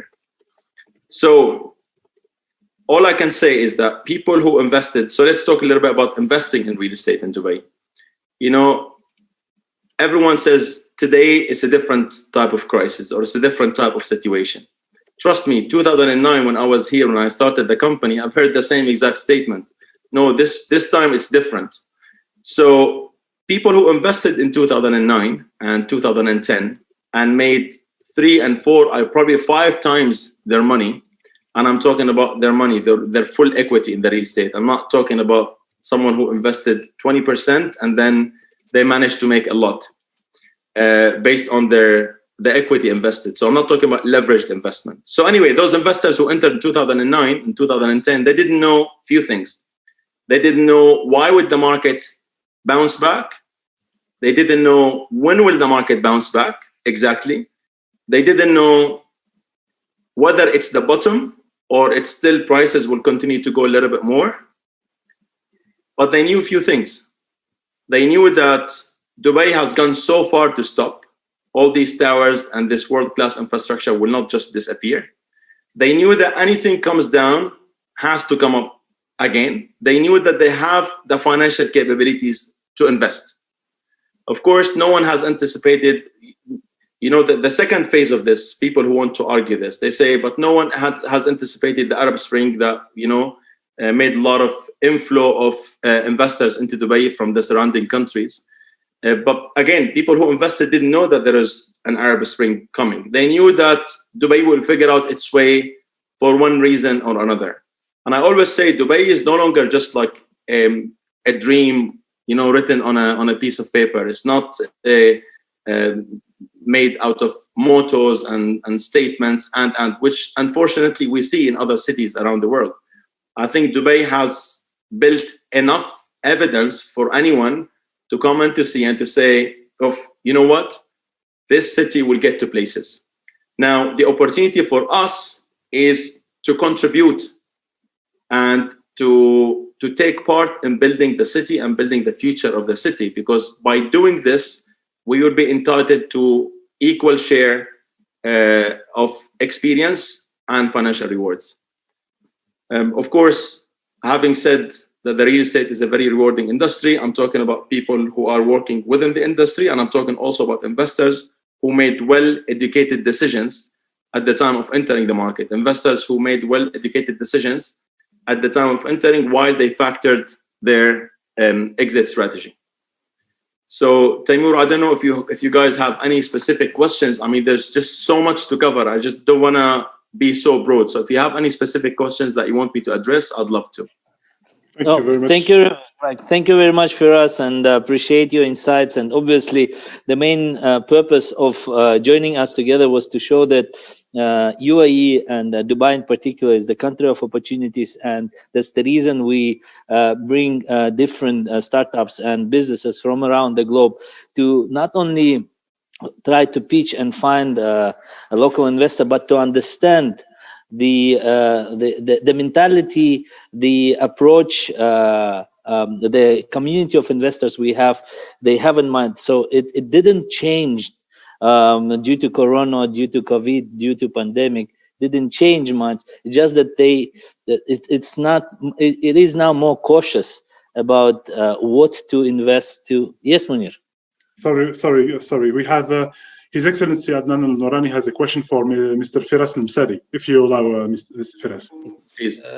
Mr. Firas, first of all, we are honored that you are in this online show, and His Highness also giving you his warm regards. Just I have a question, a technical question, because I'm also interested in real estate, and I'm sure this question will go mine to everyone here as well. Where is the real estate market going? Let's say from 2020 till 21 or 22, the prices of the real estate market in United Arab Emirates, it will downgrade or it will upgrade? See, I think there are two parts for this answer.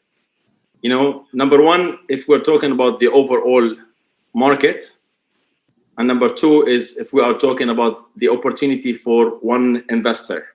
Yeah. What I'm trying to say, investors don't need a booming market in order for them to make money. Yeah. Now, my expectations, I think we've been witnessing price softening in Dubai for the past 5 to 6 years. However, the good news is that although the COVID-19 hit Dubai the same way it hit everywhere else, you've seen that the equity market went down massively, but the real estate market didn't. So we've definitely witnessed some price resilience despite the impact of the COVID-19. I think we will definitely witness I would say, kind of a stay still period in Dubai due to the, to the travel situation, because I think Dubai is an international city basically. So the whole point of, I think, of the Expo 2020 was not just to make the Expo 2020 and to make it happen in 6 months. I think it is to use the Expo 2020 as a stage to showcase this world-class infrastructure that many people even can't expect a city in the Middle East to have it. So I think we will definitely witness a stay still period, I would say, over the coming maybe 6 months. There's a lot of uncertainty, and every investment comes with a degree of risk.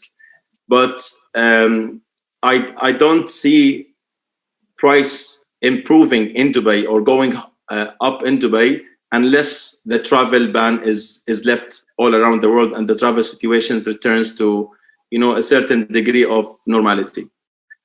However, with this being said, I think there are always opportunities. I tell you, prices between 2018 and 2019 maybe went down by 5%. We invested in Blue Waters Island. We exited after 1 year in April 2019, and we've done around 40% on our equity.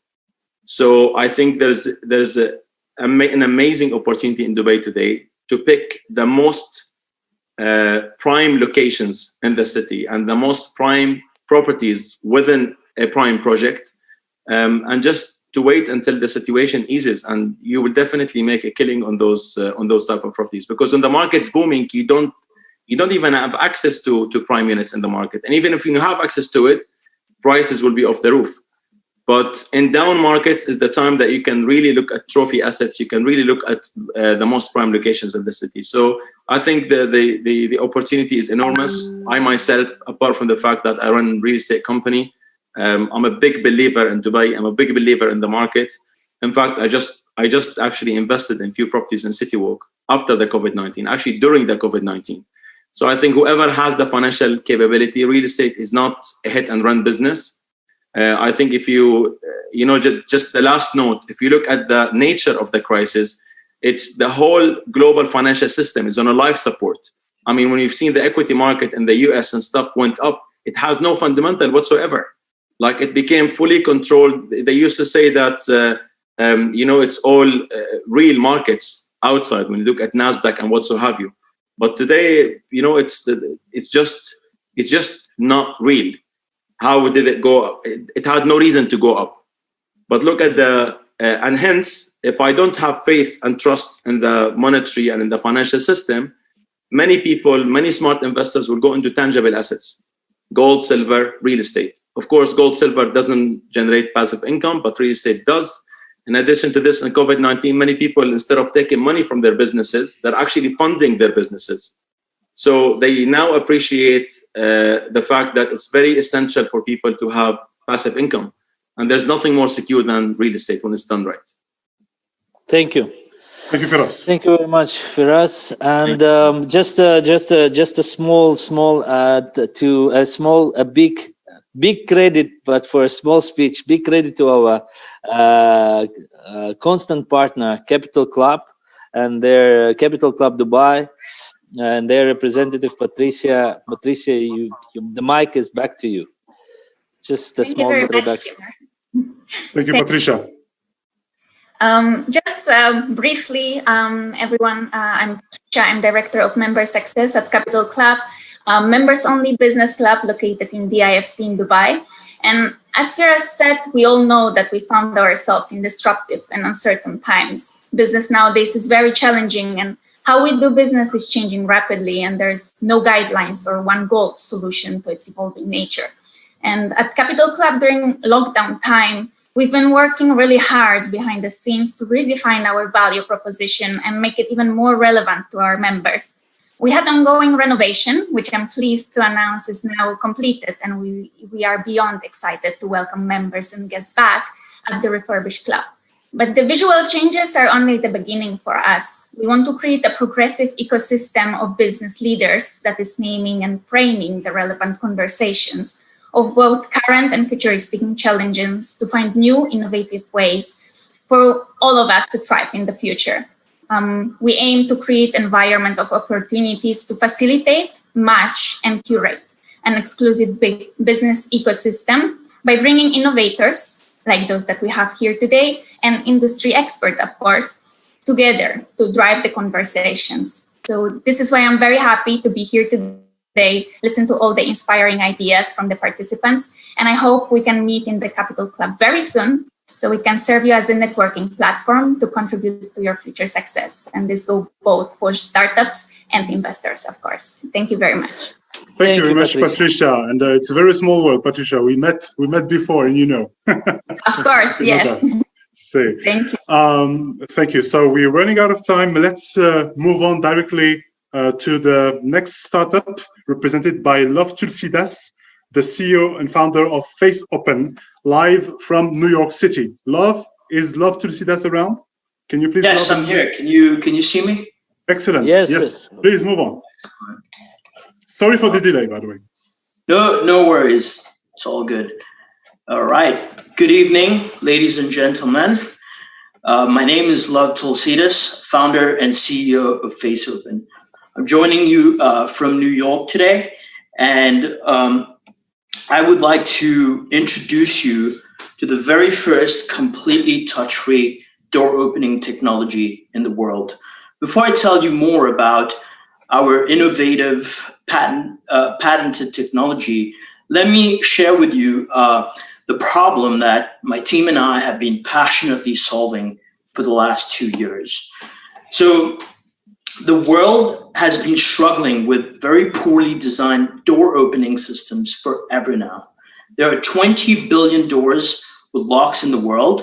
And as a matter of fact, over 99% of them require touch in order to operate. Starting with the good old mechanical keys that we make copies to share with people, or we lose them when we need them the most. And more recently, we've seen an emergence of smart app-based door opening systems. It works great until the battery on your phone dies when you need it the most in front of that door. And also in the winter, when it gets cold here, I had one of those. You remove your gloves, take out your phone, click, click, click. You're frozen and really annoyed at this point. And the gold standard in biometric up until 3 months ago, was that fingerprint scanner everywhere, from airports to office buildings and whatnot. Let me tell you, in my office building in New York, which is a very highly protected property, they disabled it since COVID-19, and they plan on disabling it just like almost all the buildings in the world. And this is obsolete technology now. Now, there are a few companies out there that are, you might find a solution that will allow you to open a door without unlocking the door without touching. But I can tell you that nobody besides us have had the vision and are working on actually not just unlocking the door, but opening it for you completely touch-free. So we can safely say that the existing door opening systems that are everywhere, from your homes, your offices, and even cars, anywhere there's a door and a lock, is dysfunctional. So now that I've shared with you the problem that we are passionate about solving, let me tell you the size of this market. So there are over 20 billion doors in the world, as I said, with locks. And one day, we believe that they're all going to be touch-free, and it's going to be face open. Since we're the first, we have the patented technology, and with your help and your investment, we can get out there to every door very, very quickly. That alone, conservatively, is a $2 trillion market. But tactically right now, we are getting a lot of requests from essential workplaces, labs, data centers, and whatnot, where they feel that customers and employees are at risk. They're having to make a choice between disabling their security systems, like I mentioned earlier, or keeping their facilities secure, but risking having the liability of spreading COVID-19 to their employees and customers. That alone is a $1.5 billion opportunity in the next 3 to 5 years for us alone. And we've built the patented technology. We've built some traction with some sales, some early customers. And just to prove to you that there is traction in this market, we recently were awarded a $500,000 contract by the US Air Force. They were out looking for a touch-free door opening technology for their air bases. And after an extensive search, they picked us and told us we were the only viable option on the market. Besides that, we've had paid deployments at a data center, several offices around the world with over hundreds of employees. We've recently started selling, taking the product to market, and we have over $1.4 million in pipeline in just the last month. So with that said, let me actually show you what our technology looks like. So she's at the airport, gets a notification, registers her face from the phone without having to download an app, tells her where to go. That's the hotel, could be an apartment building, an office. She's tired, she skips the line, goes straight to the elevator, doesn't have to touch a button anymore. How gross are those buttons? Goes up to her room, very tired, the door open, welcome her. She goes in, and check this out, the door actually closes for her. Now she's tired, good night. I'm just kidding. So our solution is built on the cloud, but it's extremely secure. Only those who have access, who own the property, can see everything that's going on. And then they can give access to other people who can invite employees, can invite guests, and you don't need that security office anymore where people have to line up to go register to get into the building. So let me take a moment, share with you our business model. Sure. So we are looking to sell the device that we built, including the AI and also the bot that we've invented that opens the door without having to install anything, no wires, nothing, for $1,500 base price. In fact, just last week, I sold it for $2,000 to a hospital, and they didn't even blink an eye. I felt bad, maybe I underpriced it. But in addition to the hardware, robotic companies like us with AI, it's very customary to charge a monthly software as a service fee. And so far, we've been charging $15 plus and no friction whatsoever. In the future, we will open up the data that we have access to, people going in and out, to approved third parties that can add attendance systems, alarm systems, and whatnot. We intend on becoming a platform. Financial planning, let me tell you, next year we are looking to sell 5,000 units. We're currently manufacturing small quantities in-house. The software is all built by us. And we over the next 5 years, are looking to gain traction all the way to over 1.5 million units of our product. So that including hardware sale plus software as service, which is like a royalty, that brings us, that makes us a unicorn, but not just from a valuation perspective, but actually from a revenue perspective with very, very healthy profit margins of 60+%. So the team, we've put together a team of visionaries and some very distinguished people who've deployed such robotic-like products before at very large scale. And should you be interested to talk further, I'm happy to introduce you to the members of our team. Now, we are, so far we've done revenue, paid betas, paid early versions. We have about 700K in booked orders right now, $1.4 million in pipeline, and we've only been selling for less than a month. So we are looking to raise $5 million to grow very rapidly, and 60% of that is going to be used in working capital for building inventory and 20% in marketing and sales. Of course, we're going to continue spending on R&D as we have so far. The last 2 years, I put a few $1 million of my own capital into this vision that I believe in. And with that said, I would like to invite you to join our mission to bring touch-free to every door in the world. Thank you for listening, and I'm happy to hear any comments or questions. Thank you very much. Love to see this live from New York City with Face Open. Just a quick question, Love, can you please tell our audience which kind of contract have you already secured for many potential clients? Sure. So we have, as I said before, we have a contract with the US Air Force. We've contract with a hospital here in New York. We have a contract with, believe it or not, hotel casinos in Las Vegas, a lot of hotels, data center. The phone's been ringing a lot.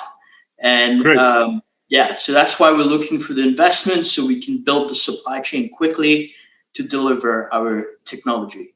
Thank you very much, Love. Can you please stop sharing your screen? We already received a lot of interests and investment offers for your business venture. Please address to Olesia Gavrilova for taking the conversation further and setting up the private rooms.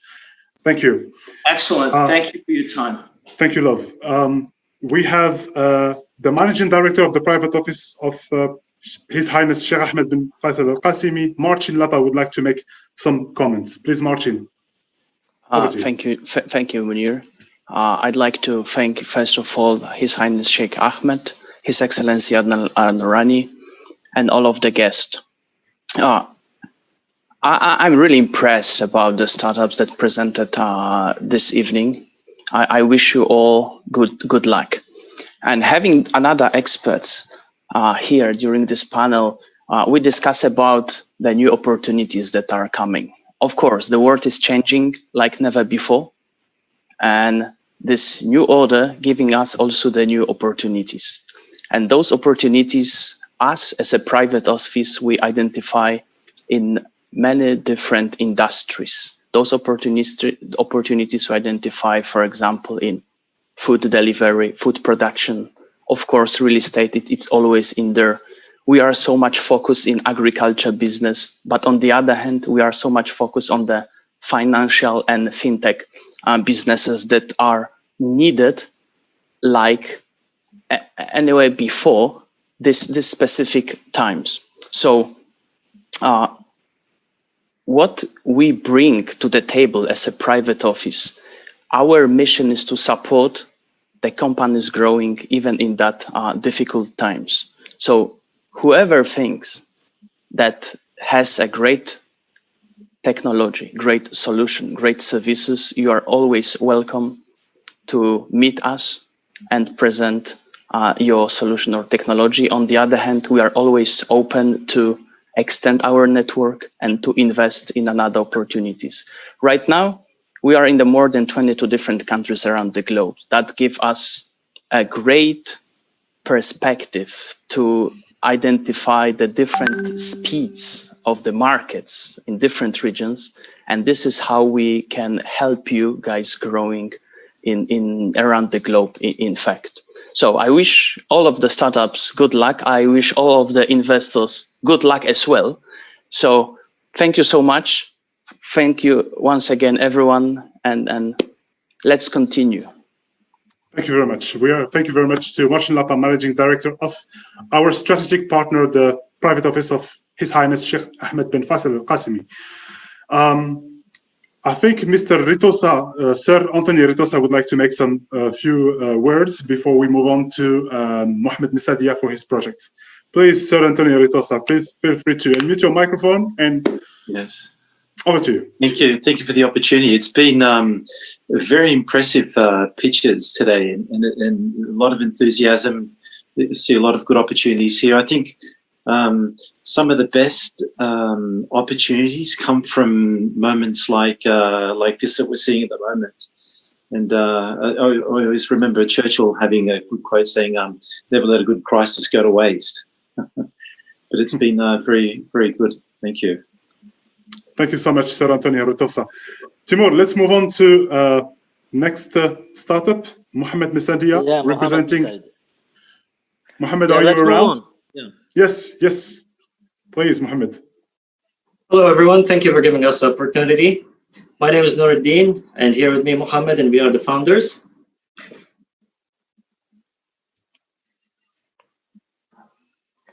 Oh, we can see a screen.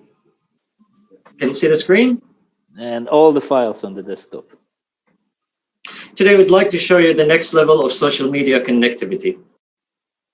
Please meet Connecto, your globally local social network. Connecto is offering localized and personalized content that dynamically connects all the users with the businesses. Today, most social platforms lack transparency, have duplicated user accounts, and offer limited localized content. That leads to expensive marketing for B2B and limited targeted audience. If you may have noticed that many pages or celebrities have millions of followers, but just few likes and comments on their posts. That happens because of the fake followers and likes and fake accounts that screws the whole picture. Connecto will resolve all those issues by bringing transparency and validated content. All accounts will be 100% verified so that all followers and all likes will be genuine, or dynamic and real-time marketing pricing will reduce also the cost significantly for B2B clients. By having localized content, B2B users can choose the targeted audience by selecting location or by distance in real time. In terms of connectivity, B2C users can earn real cash from Connecto by supporting B2B to maximize their exposure. Our business model will target both B2C and B2B, hence it's mainly monetized by B2B. Marketing is going to be a key success factor for Connecto's fast growth. With our team's extensive experience in marketing, setting the strategies, and great ROI, we have split our strategy into 3 main phases to execute the plan end to end. On our POC market is here in the UAE, with nearly everyone is active on social networks, and especially the ages of 18 to 44 years old. On the B2B side, there was a solid confirmed spend on marketing in 2019, with 40% allocated to digital marketing in the UAE alone. As shown in the 2020, we will focus on securing funds and acquiring talent. And to remain competitive, we will continuously work on the improvement on the product, accelerated expansion plan to the rest of the GCC as well. We spent significant amount of time on research and competition analysis. We believe that we differentiate with all the big players, especially on how users will earn cash and how B2B clients will achieve cheaper and better results. We are a team of professionals with many years of experience combined, all but together, to come up with Connecto. As mentioned before, we will monetize from both B2C and mainly B2B with 94% of our revenue. We really believe into our product and our vision. We have already invested $150,000, and we plan to invest another $240,000 to lift Connecto off the ground. However, we will also require an extra funding to grow it fast so that we and our investors can all be part of the success. Connecto is set to launch here in the UAE by end of July. So here we are sharing some view on how it will look like on both iOS and Android operating systems. And this is also a web view of the app. Thank you all for taking the time for listening to our project, and we're happy to take any questions you may have. Thank you very much, Mohammed. I will take this opportunity to ask people to please respect our code of conduct and refrain from sharing your personal emails for investment inquiries. All the inquiries should go to info@signature/network.com and to our moderator, Olesia Gavrilova. Thank you very much for your understanding. Now back to you, Olesia and Timur. Do we have any queries from board of advisors and investors? Can you please, Mohammed, stop sharing your screen? Thank you. Yeah, we are getting basically what we decided, since some of the presentation took longer than 5 minutes. We have decided that the Q&A will leave to Olesia. So she's collecting now all the questions, all the inquiries, all the emails, and everyone who would like to set a separate meeting will be welcome to do it so later. So we can move on. Sure. Let's move on to Mr. Akhil Ahmed, live from India, representing Trickstore. Hi, everyone. My name is Akhil. Hi, Akhil, and your business partner. Hi everyone, I hope you're all doing well. So we are probably the youngest on this show. I would like to get on it. So we're all travelers, right? We travel for business, we travel for leisure. But what about, and we book our flights and hotels through different platforms. But what about the best part of travel, which are tours and activities? Hi, my name is Akhil Ahmed. I'm the co-founder and chief operating officer of TripExus. And this is? Hi, my name is Firoz, co-founder and chief marketing officer at TripExus. And we are building an in-destination booking platform for tours, activities, and local experiences. So a study shows that 81% of tours and activities are still booked offline because tours and activities in general are hard to discover and book online when you're in a city. Tour operators' prices are high, so a traveler might spend way more than their spending budget. And instant booking confirmation is still limited for travelers because tour operators have less reservation technology that are being used. So we provide a platform for travelers to book things to do in cities, name it water activities, adventure sports, F&B, anything can be booked on our platform. And our user interface and user experience has been personalized specifically for travelers so that they can book quickly with no hassle. And we work closely with tour operators so that we can provide highly competitive prices to our travelers with instant booking confirmation. So if they book an activity or a tour on a platform, they receive the booking confirmation right away. So there is no waiting time. So this is our product. So it has been, it has been designed for last-minute booking. So it takes just 4 clicks to book any activity or tour on our platform, and we've got wide collection of things to do. So there is so any traveler with any preferences or needs can select any of the activity that they want with enhanced user experience. And our customers love us, so we've got 4.5 rating reviews on FIFO, and we did receive certificate of excellence from TripAdvisor in 2019. So the market size of tours and activities, so it's a $150 billion market and nowadays travelers tend to spend 67% more on tours and activities compared to flights and hotels. Well, we have got a very plain and simple business model. We connect with the tour operators with their net price and distribute this on our platform with 20% of profit margin. In fact, we have acquired 30,000 plus bookings with $855,000 US revenue in 2019 with just Dubai and Abu Dhabi as a destination in hand. And we're all used to the last minute planning, yeah? A last minute traveler trying to find the tours are our target customers. And we acquire them from the best digital channels out there like Google Ads, Facebook ads, Instagram ads, content marketing, and yes. Moving on to the competitors, like every industry, we have a competition exists. And I want to talk about this with 2 real factors in terms of ease in booking a tour and in terms of inventories. And how we differ from our competitors is a great convenience in booking a tour for our traveler and a wide range of collections in the platform. Moving on to the advantage that we have got, we use a latest technology which is built by our in-house team, and we provide e-tickets to our customers to avoid any physical contact with a tour operator and gain faster access to any venue. And we pre-screen all the tours and activities we have in the platform just to make sure our travelers get the best out of it. And on the other side, we help our tour operators to building a dashboard, supply a dashboard to maintain a great connectivity between us and the tour operator. And any traveler trying to find a tour on the platform can save 10 to 15% lesser than the actual cost. And we build an AI-powered platform that gather users' information about their preferences and the interest to make sure we recommend the tours they're actually looking for. In fact, they can save them time. And yes, we got a team of 4. Yeah, so we're a young team. So my name is Akhil and this is Firoz, as we discussed in the start. And we've got our CEO Fazil Mustafa, and we've got our board advisor Mr. Parakat Babu as well.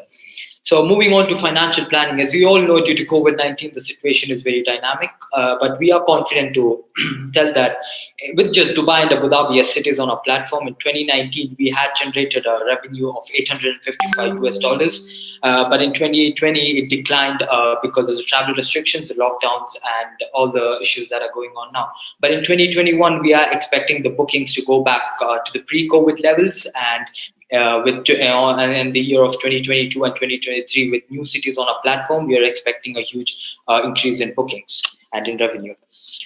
So we are seeking $1.5 million in exchange for 15% for equity, and it's a 12 months of runway where we're going to work on a mobile app. We're going to launch it, and we are in the middle of market expansion. So we'll be expanding to 7 other cities across Asia, Europe, and US, and we'll be firing up our marketing so that we are able to acquire more customers and as in more travelers.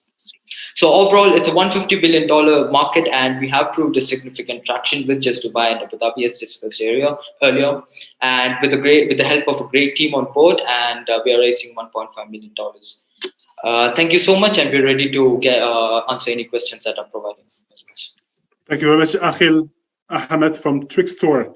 Any investment inquiries, please address to info@signature-network.com and to our moderator, Alessia Gavrilova. Timur, back to you. Timur, you're muted. Can you please unmute your microphone? Yeah, so we'll move straight to the next pitch. It's Gleb with the Team Jet. And Gleb, are you here? Gleb Mikhailov? Yes, I'm here. All right, yes. Great. So straight to you, Gleb. And your team is here as well. Anastasia, Angelina, to support Gleb. Hello. Okay, great. So let's move to the presentation. Let's go. Do you see? Yes, we can. Great. Yeah. Hello all. Thank you for giving us the opportunity to introduce our company. My name is Gleb. I'm a founder and CEO of the hospitality startup Team Jet. Our mission is to increase hotel efficiency and automate all hotel operation, and as a result, to reduce extra costs with delivering a data-driven analytics. Why is it actual now?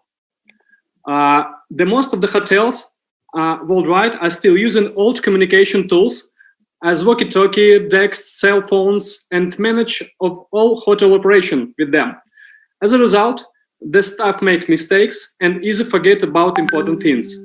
All staff activities are invisible and uncontrollable for the hotel management, and that influences on the guest feedbacks and quality of service in general. Due to these factors, hotels always lose their money.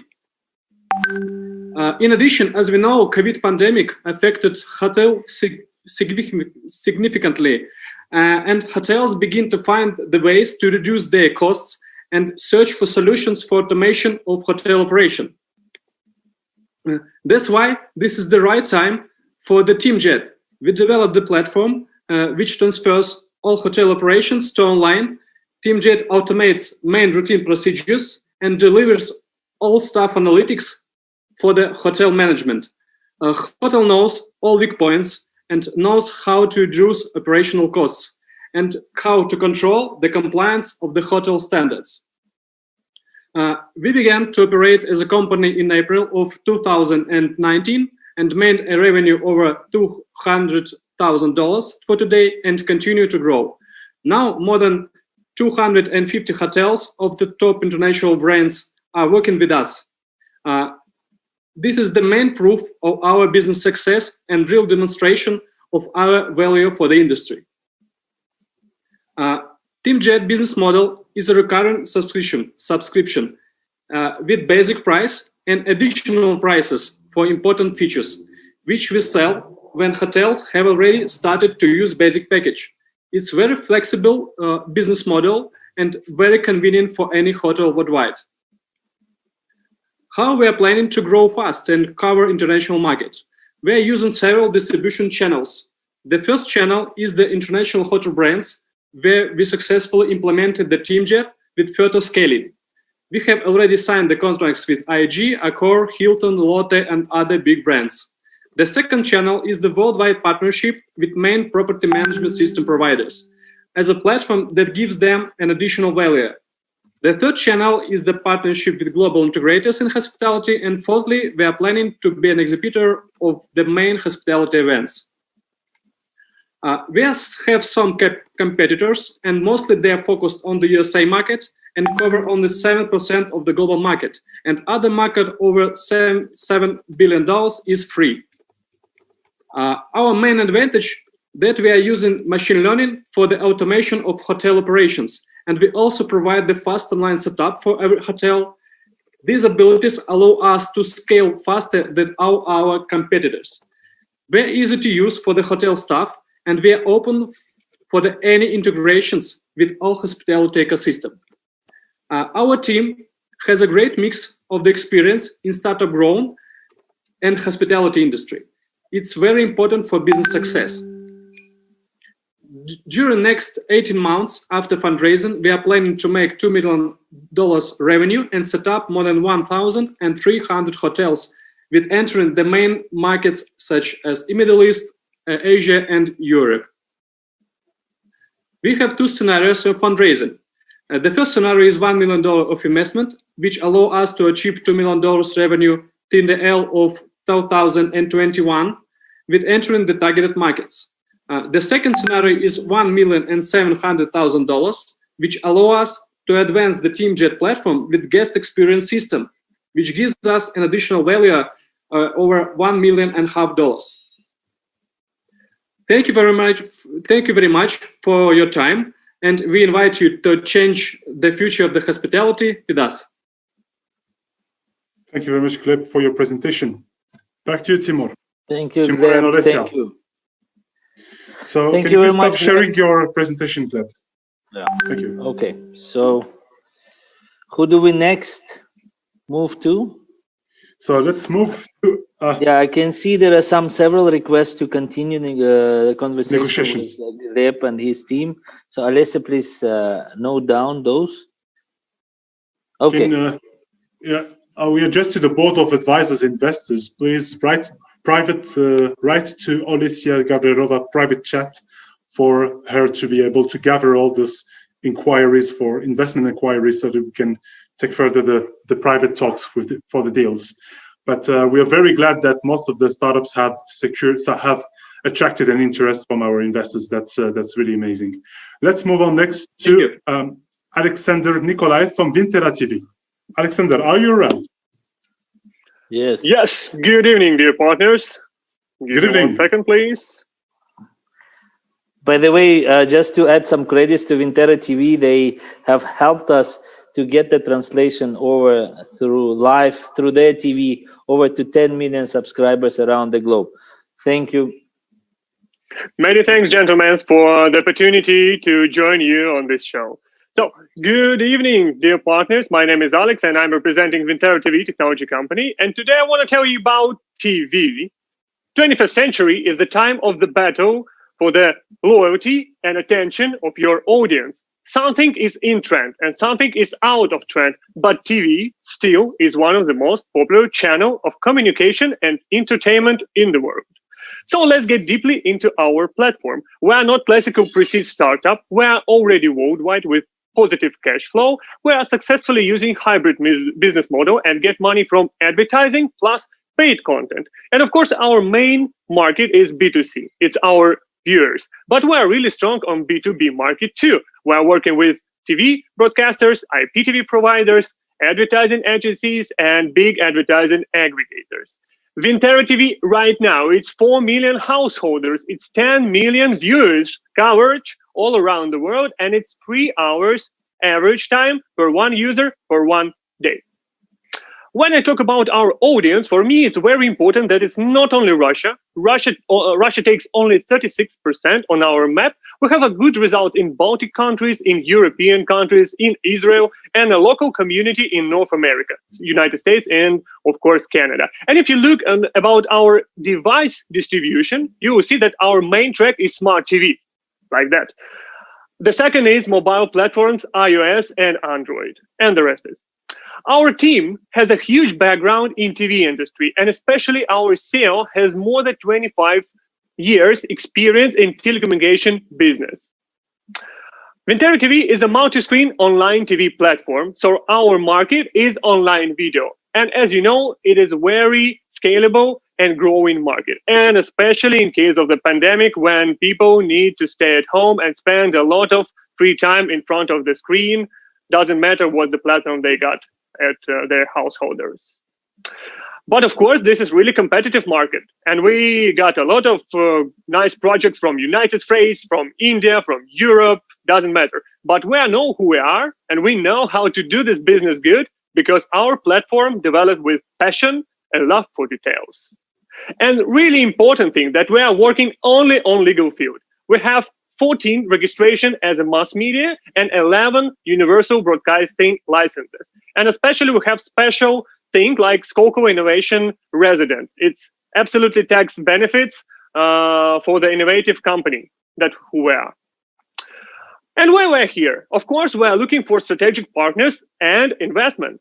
And we have special expansion plan because we need to upgrade our content delivery network. We want to upgrade our own exclusive content for our viewers. And of course, we want to improve our network of TV channels. That's very big and important part of our business. This is our financial plan and capital needs, and we want to involve or engage $3.3 million for stake in our business. And it's very important that up to 50% of this budget could be covered by Skolkovo Foundation gratis. It's really important, as my opinion, for the investment community. And about exit strategy, I'm sure that we can provide return on the investments 6 or 7 times in near future, 3 or 4 years. And the same deals like VOD services, global mobile operators, or magical operators, it could be our potential big guys on this market. So, dear partners, thank you for your attention, and let's make TV great again. Thank you. Very energizing. Very energizing. Thank you very much, Alexander. Thanks for joining and sharing. It's TV. I need to be. It is TV. Yes, indeed. Oh, sorry. I need to stop. Yeah. Oh, of course. Okay. Sure. Wow. Yeah. All questions will be after the show. Yeah, I'm right. Yes, correct. Yeah. Alessia, moderator, is collecting all the questions and interest into more detailed about Vintera and any other startup. So please address it in the chat, contact Alessia, let us know what you think, but I believe Vintera is a great project. Plus, it's a running business. Right? Thank you. All right. Thank you very much, Alexander. So all right. Who do we have next? Next we have a revolutionary invention about swimming like dolphins. Alexei Pak. Yeah, I want to hear that one. Alexei will be represented by Lola Kushnarazova. Yeah, Lola and Alexei, are you here? I can see Alexei is here, but his mic is off and camera is off. But I can hear Lola is there. Yes, Lola. I can start? Sure. Can you please present the screen? Yes, let's go.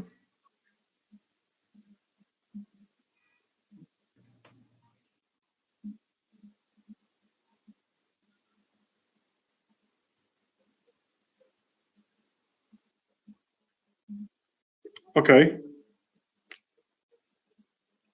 Lola, you're still around? Hello. I think we lost Lola. Alexei is here. Hi, Alexei. Hello. Hello, How are you? everyone. Hi. I'm Alexei Pak. I'm author of the project Exoskeleton for the use in the water. Sure. So Alexei Pak is the inventor of the skeleton swimming set, and Lola will be pitching his presentation on his behalf. Yes. So we lost Lola. Is Lola coming back? Okay, so shall we move as agreed? Yes. Let's move to the next startup to save the time. Exactly. And then whenever Lola is back, we'll just continue. Sure. Let's move on to Lourdes Alam, founder of Art Smiley. Lourdes, are you around? Hey, here he is. Can you please unmute your microphone, Lord, and start presenting your PowerPoint presentation? Sure. Thank you, Munir. Welcome.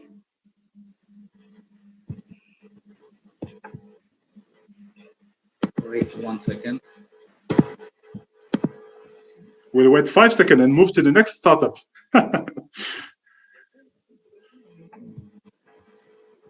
Everything is okay, Lord? Yeah. There you go. Just 1 second. Now it's visible to everybody? Yes. Yes. Okay. We can hear some buzzing sound, some background buzzing sound. Please make sure the flow is going. Okay, great. Please move on. Ladies and gentlemen, my name is Lourd Alam. I'm the CEO of ArtSmiley. We're a Dubai-based business registered in Silicon Oasis.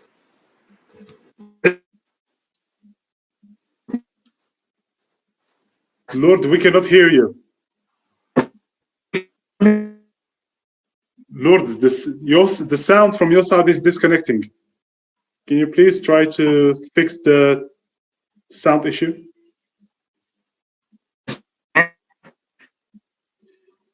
No, we cannot hear you, Lord. Maybe you can disconnect your headphone or something. No, still not. I think it's an internet connection, Lord. Okay. Lord, can you please make a last attempt? And if the sound is still not fixed, we'll have to move on to another startup and get back to you later. Okay? No, I believe it's still not working. Can you please stop sharing your screen, Lord? Please don't take it personally. We'll get back to you. No worries. Let's move on to the next startup for the sake of time. Lokesh Ashwani from Down to Earth. Lokesh, are you around? Yes, I am, Munir. Yes, over to you. Good evening. I'm good. Good evening, His Excellency, His Highness, ladies and gentlemen. It's been a nice evening so far. I'll quickly get on to my presentation. Sure. Thank you. Hopefully it will work this time. Yep.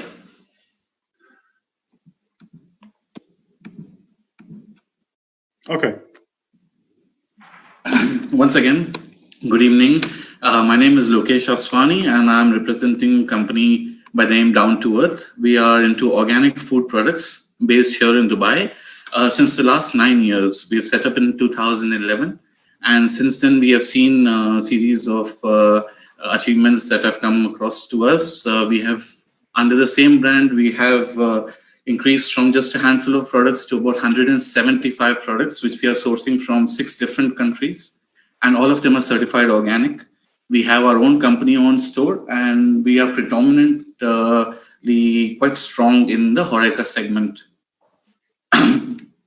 So HoReCa, for our audience, stands for hotel, restaurants, and cafe, right? That's right. That's the food service, the hotels, restaurants, and catering. Sure. More recently, given the current situation, COVID and Corona, we have over the last couple of months seen spectacular growth on e-commerce platforms, specifically Amazon and Noon. And that's where we would like to head forward for the next coming couple of years. Just to give a quick overview of what the market looks like here in UAE. UAE is estimated to have a projected market of about $100 million for organic packaged food products. And we are one of the earliest players to be in this market. Other players I've mentioned, as on the screen, Organic Foods and Cafe, Earth's Finest, Earth Goods. The only significant difference between us and the players existing in the market, who have been in the market for very long, is we are a completely UAE-owned, UAE-based company, and the brand is UAE-based. What's happening is most brands are importing products from the US, from UK, from Australia, and these are products which are already present there. However, we source the products from different markets and we brand it under our own brand, which is a UAE-based brand. And that gives us a slight advantage because we have an understanding of what the local requirements are. So there's a huge chunk of Arabic and Asian consumers who have different food patterns when compared to Europe and US. So that gives us a leading edge. Me, myself, have been born and raised here, have an understanding of how the local food patterns work. Further, we have built up a very strong supplier relationship over the last 7-8 years, and our supply chain is phenomenally strong. Why we are here is we are looking at a growth plan for the coming years, and I'm sure as all of you are aware, organic is the industry to be in terms of food. So very quickly, our plan our plan is in 3 stages. One is a local growth plan, second is a regional, and third is an international growth plan. I would love to see a brand of products coming in from UAE and being sold in the US and the UK markets. That will be a matter of pride. As we see the local growth plan, we plan to increase rapidly the number of products. We are planning to double the range within the next 12 months. We are planning to set up 5 more stores in the next 12 months. And again, we have seen, as I mentioned, that we have seen about a 20 times growth on e-commerce platforms, and we want to really capitalize on that. As for the regional plan, we would love to get into other markets around UAE, that is Saudi, Bahrain, Kuwait. And these are phenomenal markets with a huge potential, with very few players. So there's a huge market to explore. It just has to be done. Finally, as I mentioned, our goal is to go from UAE globally. I've already started work on the company in Singapore, and I've already set up a company in the United States. And very shortly, as we are working on this, as investment comes in, very shortly we are planning to get our products going to places, specifically United States and Singapore. Over the last 5 years, I mean, I'm just giving a snapshot. Over the last 5 years, we've seen roughly about a turnover of about 2.5 million based here in Dubai. That's the only market we are catering to. And we hope to double it very shortly. I mean, this is just going to be a very, very large jump within a very short span. Within a year or two, we are planning to double the turnover. This is what we are looking at as an investment. We have 2 scenarios. As I mentioned, the 3 growth plans. So in the scenario number 1, we will be looking at the local growth plan. And in scenario 2, we will be looking at the regional and the international growth plan.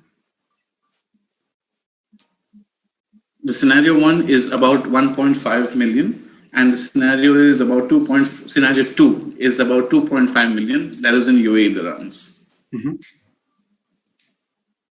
That's it from my end. I've tried to keep it crisp and short.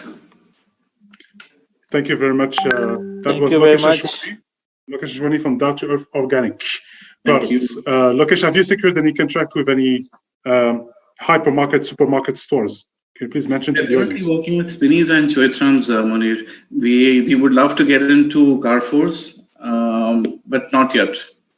Okay, so you already secured contract with Spinneys, and thank you. Yes. Good. All the inquiries, please address to Olesya Gavrilova for investing in Lokesh Ashwani. Back to you, Timur.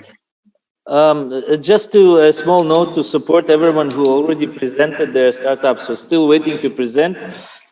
Even though that some of the participants left already, please don't worry because all of them left. Your microphone is making a lot of noise. Yeah, so yes, it's echoing. So what you're trying to say, Timur, I'm just trying to back you up. That some of the participants have left, but they will be back soon. Some of them had a break, had lunch, go for their prayers, and they will be back joining us. So no panic, everyone. Everything is under control. Thank you very much, Lokesh Ashwani, for your presentation, and all the inquiries will go to Olesya Gavrilova for the private room talks. Let's move on to the next startup, which is, I believe, let's see, Anastasia we have Alexei back. Alexei is back? Alexei is back and Lola is back, I believe. Okay, so we pray for you, Lola. Hopefully this time technical aspects will be sorry recovered. for technical issues. I hope now it will not be repeated. So let me share the screen. Yes.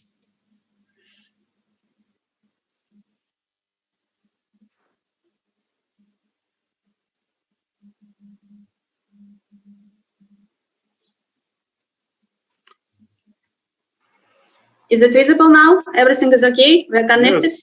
Sounds to be working. Good, great. Let me introduce myself. My name is Lola. I would like to present you our project, Reagit, exoskeleton for use in the water. Here you can see on this slide the creator of this project, Mr. Alexey Pak. I guess he is here. Mr. Alexey, are you with us? Yes, Hello. he's here. Hello, everyone.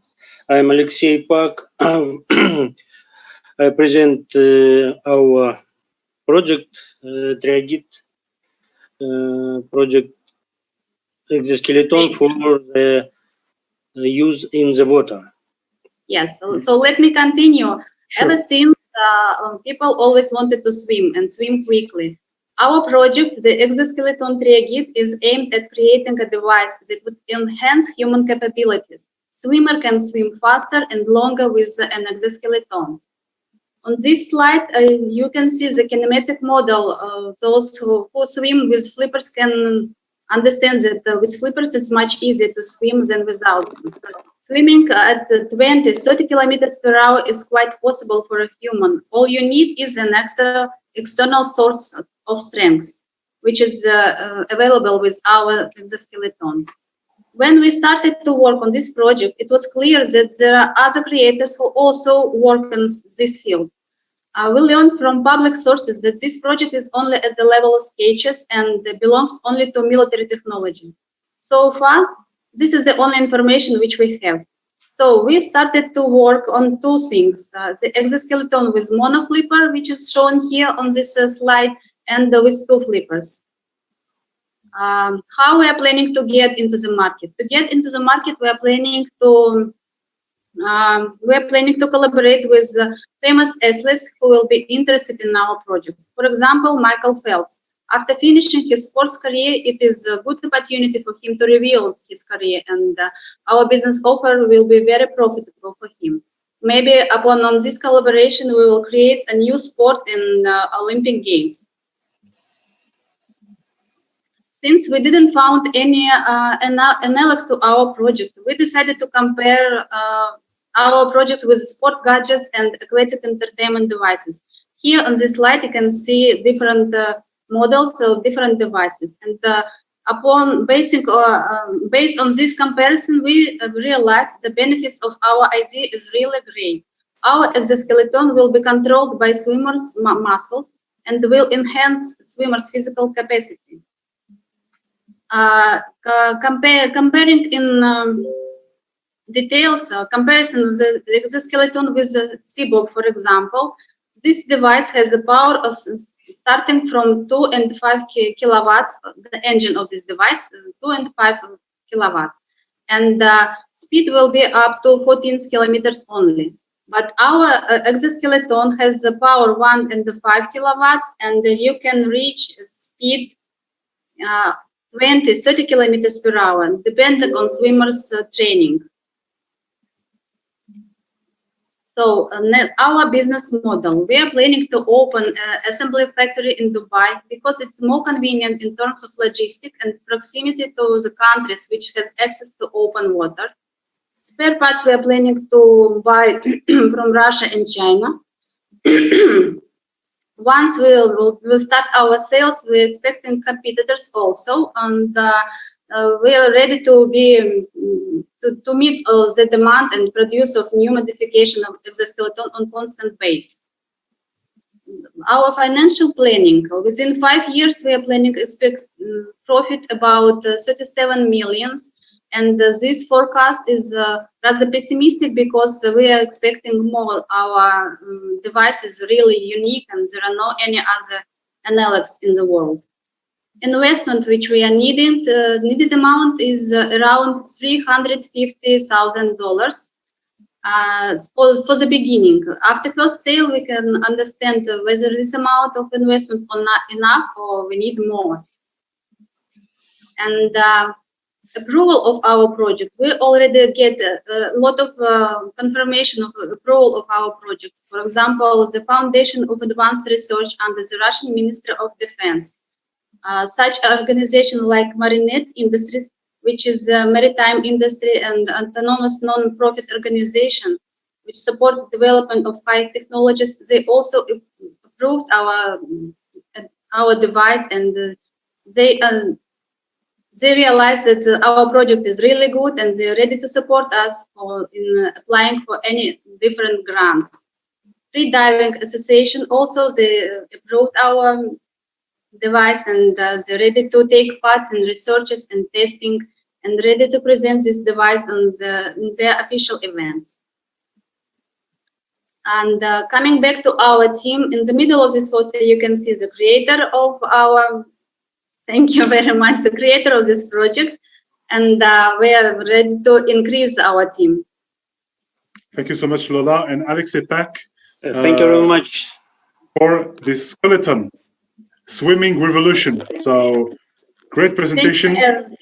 Thank you everyone for listening, for giving a chance to present this project, and I'm ready to answer to all questions and welcoming all of you to involve in this very interesting project. Thank you, Alexei, for thank you very much. Thank you, Alexei, for transferring us to Michael Phelps, thanks to this revolutionary product. All the inquiries, investment inquiries, please address to Olesa, sorry for misspelling your name, Gavrilova, and we'll take the conversation further. Should we move on, Timur, to the next startup? Yeah. We have Lourdes Alam. He have fixed his device, and just to tell everyone that I believe that everyone is tired, but just we have another. We have Lourdes and another 2 startups to come up on board, and that's it for today. So it's going to be yeah. Thank you, Timur. It's gonna end earlier than expected, and we'll take the conversation further. Lourdes, are you now ready for war? Yeah, I hope Munir, you can able to listen me, right? Yes, loud and clear. Yeah, thank you. I think I have a system problem earlier. Apologies to everybody. Just sure. let me get to the presentation now. Sure.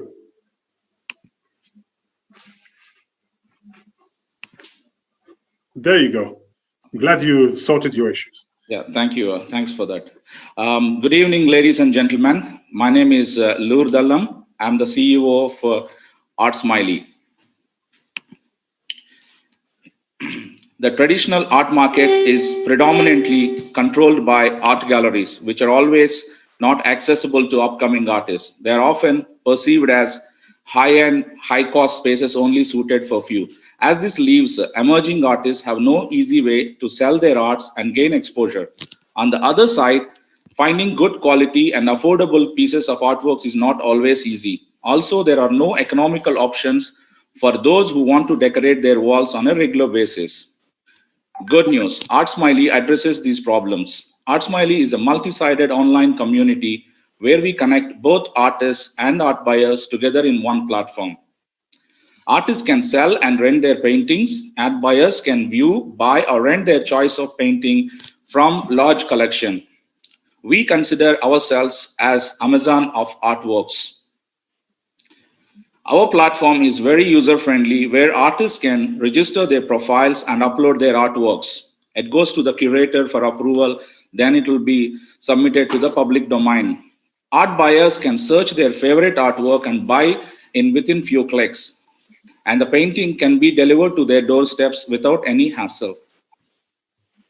The art market has a huge opportunity, and it has globally $64.1 billion in 2019, in which online market share is around $5.9 billion, equivalent to 9%.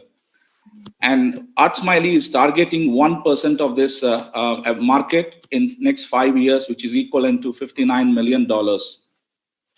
The online art market is growing rapidly and expected to be double in 5 years, from $4.64 billion in 2018 to $9.32 billion in 2024.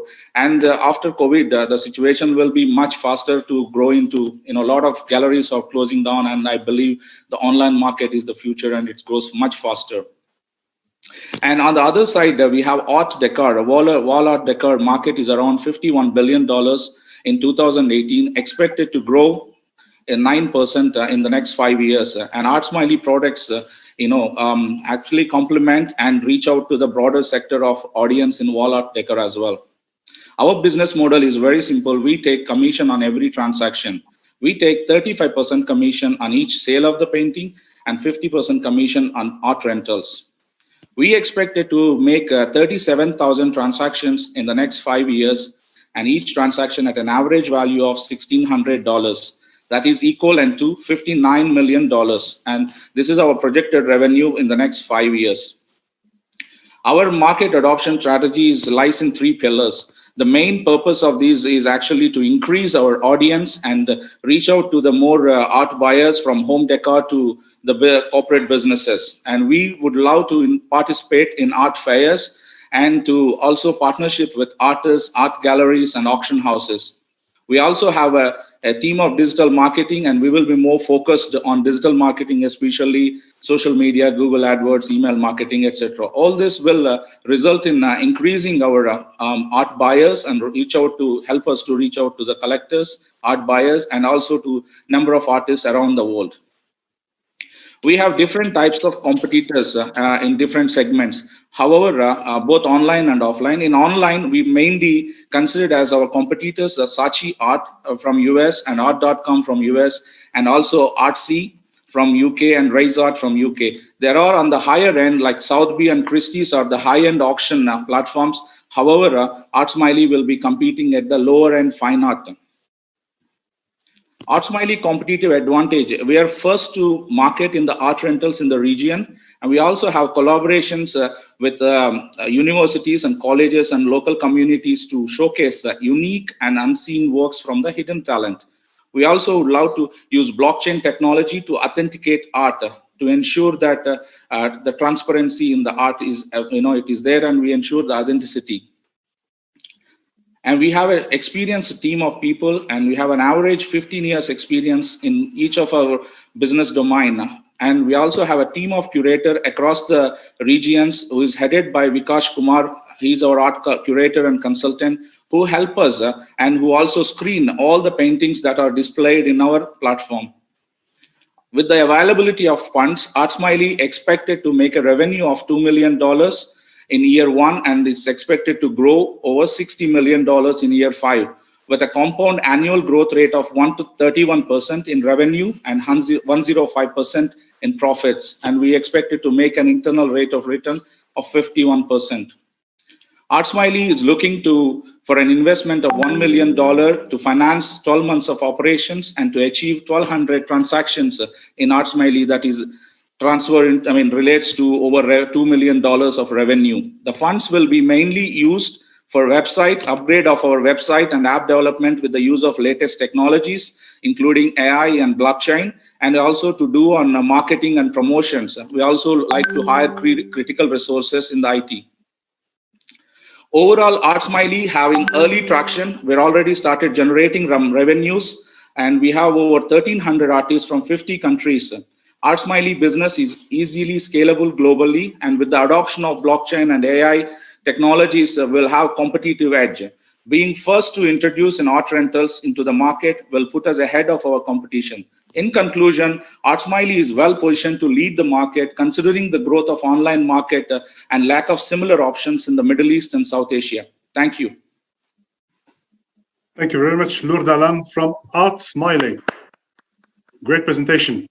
Thank you. Thank you. All the queries. Sure. Yeah. So any remarks, any investment inquiries towards Noor Dalan's project ArtSmiley, please address to Olesya Gavrilova for your demands, and we'll make sure it's treated accordingly. Let's move on to the next up, Timur. Yeah, the next one is Nikolai Prokopiev. Nikolai Prokopiev from Paywalk. From Paywalk. Yes. Just want to give credits to all our investors and advisors who are still with us. Thank you very much for sticking to the platform. I understand that everyone wanted to go for a small coffee break, but we here, and we together with Munir, building up a community where everyone can network and help to each other. whether start business, scale business up. So thanks to everyone one more time. Yeah, thank you Nikolai, very much. back to you. Thanks so much. Let me share my screen. Yep.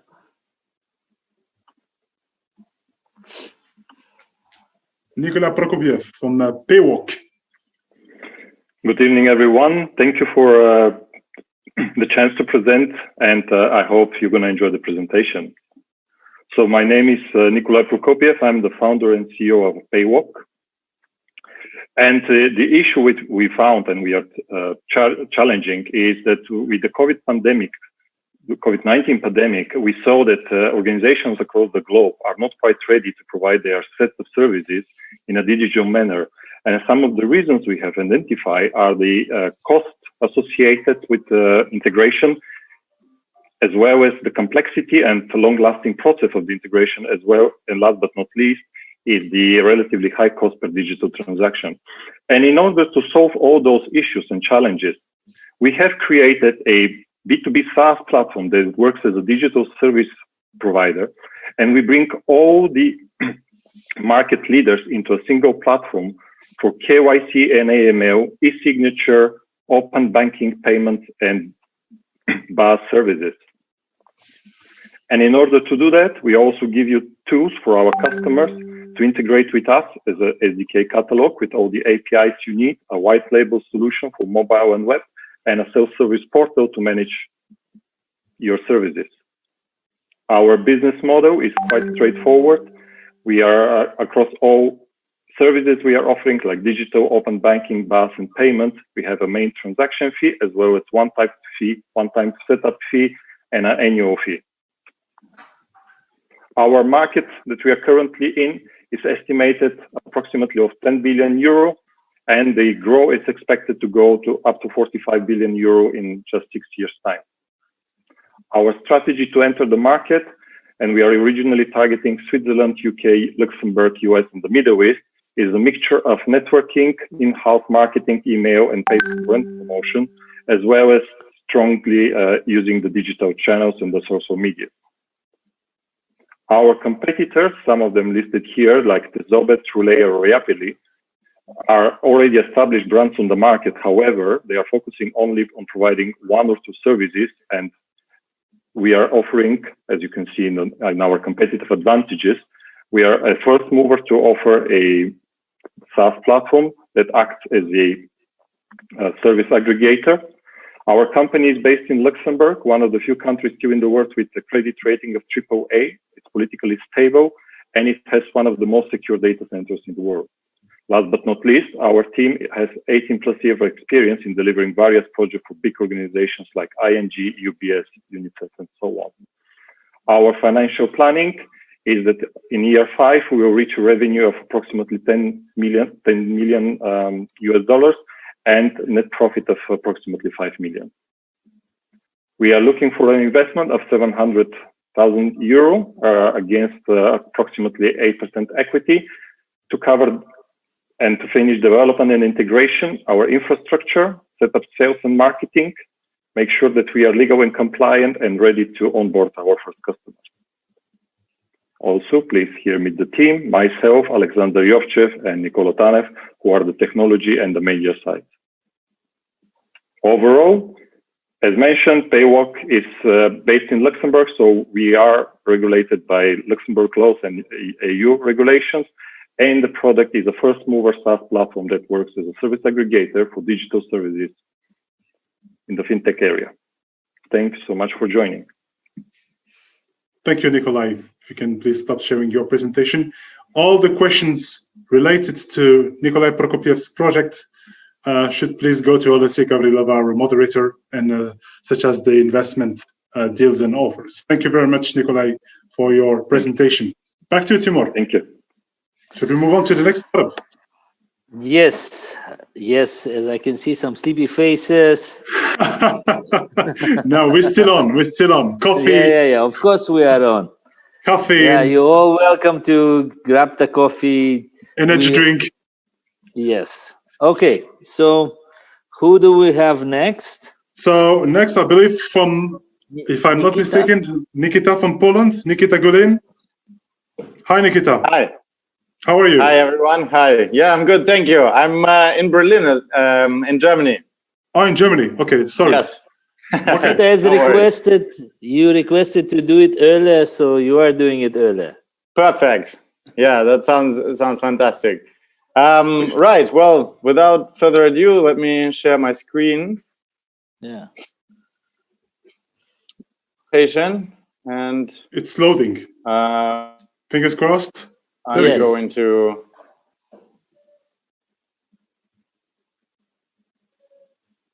Right. Yes. You all Do you set? see it? Sure. Yeah. We can see. Thank you very much, Nikita. Perfect. Thanks, Timur. Yeah. Timur, you sound like you wanted to do the presentation on behalf of Nikita. What happened? Feel I was excited. about to say, thank you, Nikita. Let's move to the next one. Yeah, well, hold your horses, Nikki. Timur. Let's go. Right. So, yeah, thank you very much for inviting me. It's a pleasure to be here. As I mentioned, my name is Nikita Gulin. I'm originally from Russia, but our business is based in Germany and Chile.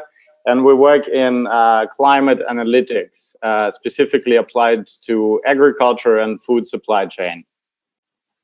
What are the current problems? The problem is that a lot of the climate monitoring and climate analysis that you absolutely have to do when you grow any crops, or if you want to forecast crop production, is done very manually. It's done manually, or it's split across multiple IT infrastructures. And as a result of it, we live in the world where over 50% of our water is wasted on over-irrigation.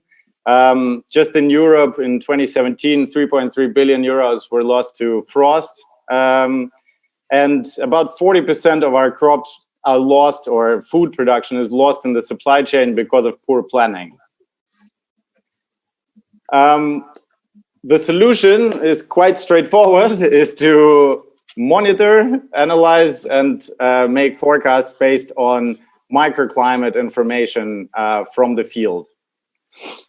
And we are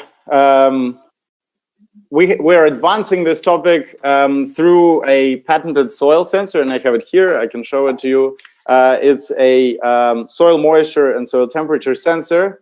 It is extremely affordable, so we're coming out at 3 to 5 times more affordable than the rest of the market. It is much easier to install, and we have a patent that covers 3 different elements of the sensor design. And we also provide a platform and data analysis integrations. And currently we've integrated with SAP, with Wisecon in Chile, and with Meter Group in Germany. We provide, due to the innovative nature of our sensor and the cost structure, we're able to provide a new business model in the market where we set up all of the sensor infrastructure as a service. So we don't sell any devices. We set up the infrastructure, we collect data, and we provide ongoing support and charge for an online for a subscription. And that strategy has worked really well for us so far. We've started in Germany and also in Chile. Germany being the biggest importer of fruit and vegetable in the European Union, and Chile one of the largest exporters of fruits and vegetables across the entire world. And through those connections, we've started working with some of the top customers in the industry, like Dole, Bayer, Unifruti, and some big food producers like Stork, which is a chocolate manufacturer. And our current pipeline of existing customers is already at 12.5 million. So that is the customer potential as we roll out with the same customers over time. We do have competition in certain elements of the solution. So, for example, on the sensor side, there are many different climate sensors. However, we don't have any competition in the soil sensor. Our soil sensor is one of the most usable and affordable. And we actually integrate other companies' sensors into the platform.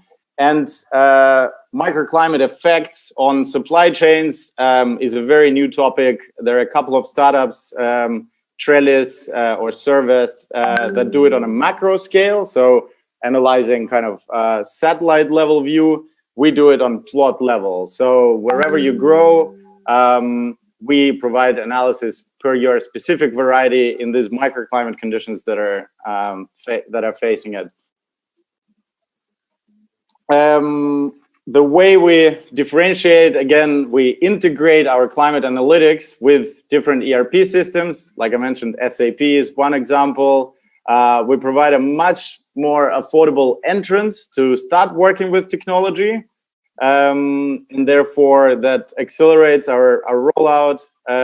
We provide a lot of automations in terms of adapting to variety, to soil type, to microclimate conditions. We are the first ones to provide a highly accurate yield forecasting method, particularly for specialty crops like fruits, vegetables, nuts. And we do a lot of crop protection recommendations based on our disease and frost algorithms. We are a team of 10 people at the moment. However, the management team is me. I'm a CEO and co-founder. My co-founder Sergio is our CTO. He's a software engineer with a lot of experience. And Adolfo is an agronomist, worked at large institutions, and now joined us as a chief agronomist. And we are planning to scale in this year and the upcoming year. Despite COVID, agriculture industry was not as heavily hit as some other industries, primarily because we all need food and climate change is still a big topic that is not affected by COVID. We expect to generate over 25 million in revenues in the next in year 5 from now. To achieve that, we're looking for a 1.2 million investment. We're already cash flow positive, so we're selling. We're selling in Germany and in Chile, and we would like to expand in different regions, including the GCC region. So we're looking for an investor who can not only provide capital but also network and ability to roll it out in the respective regions. Thank you very much. We've been financed through a lot of through our own revenues and some government grants. So we work with some of the best customers and received a number of awards over the past 4 years of our existence. And we would like to scale as fast as possible, and hopefully someone joins us on this journey. Thank you very much. Thank you very much, Thank Nikita, for your presentation. It's great, and good news. We already have a potential investment offer for you. Olesya is gathering the requests, and yes, indeed, we'll get back to you very quickly. Just remembering words of Dr. Sanjar, when it comes down, when you say that we're already profitable and cashable, it's also good to know for the investor how much money you generated last year up to now, just to understand what is the valuation problem. But I believe what Dr. Sanjar was referring to as well, that you can always get an IP on board, even though you are protected with different patents, but IP can help you to evaluate the company in general. I mean, just a small comment, we can believe, Munir, if I'm not mistaken, we have Vyacheslav, who is presented by Soba. Right now? The next one. Yeah. Just 1 minute. We have actually, we have, it will be, well, yeah, we have Jerry Azakman from Star World, and we have Slava Kolchenko from Magrotech. Slava is Vyacheslav. Sorry for my Russian. Slava is Vyacheslav. Vyacheslav is the full name, and Slava is the short name. But yes, you are completely right. So who goes first? Actually, before, I think we have Sebastian Tarta from Happy Holidays, because he's been on. He was booked for earlier. Yeah, he was booked for earlier, and please let's allow Sebastian to make his presentation live from Barcelona. Hola, Sebastian. ¿Qué tal? Sebastian, can you please unmute your microphone, Mr. Yes, Tarta? do you hear me now? Claro que sí. Please. Oh, very good. Just give me a minute, please. Claro, puedes empezar. Okay. Now I'm here. Can you see it? Yes. Okay. Perfect. So good evening, ladies and gentlemen. First of all, thank you for your time. My name is Sebastian Tarza. I'm the founder of Happy Holiday Time. I found this company for 3 reasons. Just 1 minute. I think Mr. Starkman is showing his screen. Mr. Jerry, can you please stop sharing your screen since Mr. Sebastian is currently present? Yes, thank you. Please, Sebastian, move on. It's okay now? Yes. Okay, perfect. So I found this company for 3 reasons. The first one, I love to solve problems and challenge myself. The second one, I love to help people. And the last one, I learn to become a better person every day. So what's the problem then? The problem is we do not have a platform to connect customers with the best of each city. Save time and money when people travel.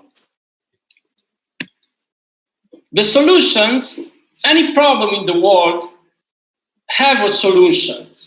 In this case, the solutions is our platform, which select the best companies that provide high quality services and for tourists and local people. About our products and services, we offer different options: helicopter tours, restaurants, experiences, boats, luxury cars, and many more. Also, we offer a lot of information about the best places to visit, where to have shopping, and many more for free from our customers. How do we make money? Now it's very simple. We have 2 options. The first one, we take at least 10% commission on each transaction. And the second one, it's with our automatic touristic tours, which I will give you more information later about. About sales and marketing, we will use a massive online marketing champagne. Definitely we need to build a big team marketing, because we don't have any person with this in this area. About competitors, definitely we have competitors, but let me tell you why we are different in this market. Because we have a new technology at 50%, to be honest. Imagine that you need to book a touristic tour. Then you will spend your time with a guide and a small group, which is not very comfortable. That is not going to happen anymore very soon. Then, because we developed a new technology which gives us the possibility to make touristic tours without to be necessary a guide. In this company, in this project, we are only me and my business partner, which is my technical manager. As I say, we need to build a marketing team too. Our goals are to build more than 1 million in the second year, given the pandemic situation, unfortunately. And about investment, it is necessary to invest in different areas and open new cities. That gives us the possibility to become a strong company in the market. There is necessary a total investment of 300,000 euros. We will use this money to build all these companies, all these departments, as you can see. Happy Holiday Time do not dedicate time only to connect customer with the best local activities. This is a win-to-win from everybody. We are innovating new technology to solve problems and facilitate people's life. So thank you. Muchas gracias, Sebastian Tarta, live from Barcelona with the virtual tourist guide platform and solution. Back to you, Timur.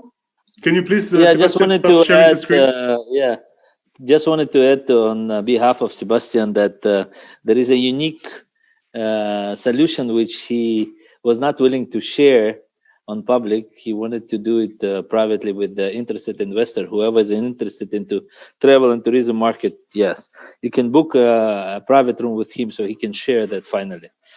Because I'm also excited to know. Sure. So far I don't. All right. He has under his hat. Sebastian, muchas gracias. Thank you. Let's move on. Jerry and then Vyacheslav. Yes, Jerry Azarkman, live from US. Jerry, can you hear us, Mr. Azarkman? Jerry was trying to share his screen maybe 10 times. Sorry, Yes. Jerry, we interrupted you. Yes, can you guys hear me? Can you hear me? Loud and clear. All right, perfect.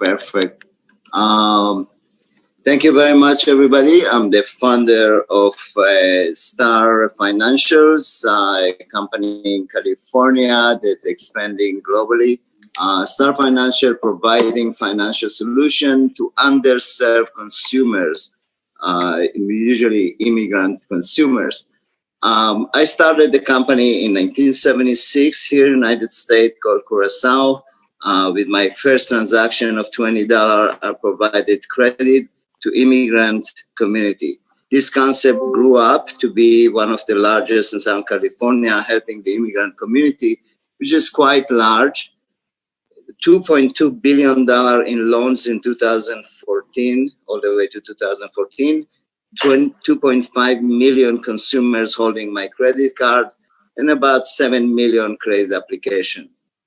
In 2014, I've been appointed by Ernest Young as Entrepreneur of the Year for helping this community to increase their standard of living by providing them a financial ability to buy products. This concept grew, and sorry about that. Basically, in 2014, I analyzed how I can get outside the borders of the retail and get it helping all the immigrants around the globe. So I funded a company called Star Financials. Star Financials is mimicking the market in the United Arab Emirates. 50% of the Hispanic in California, they are underbanked or underserved by any banking, and also underscored. And similarly, is very connected also. United Arab Emirates is about 50% underbanked. I'm talking about immigrants only, and 50% underscored.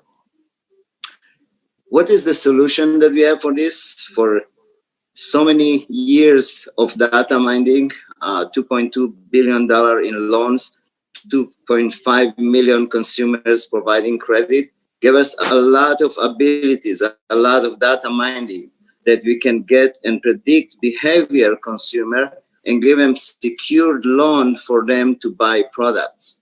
Because of coming in both sides of the retail credit and retail sales, we're providing solution for majority of retailers to become hybrid between e-commerce and brick and mortar. And that's a trend that's going to be globally going in the future. So we're providing a kiosk that people can shop not only the product of that specific store the kiosk is in, but even over that to unlimited number of product from distributor importers around.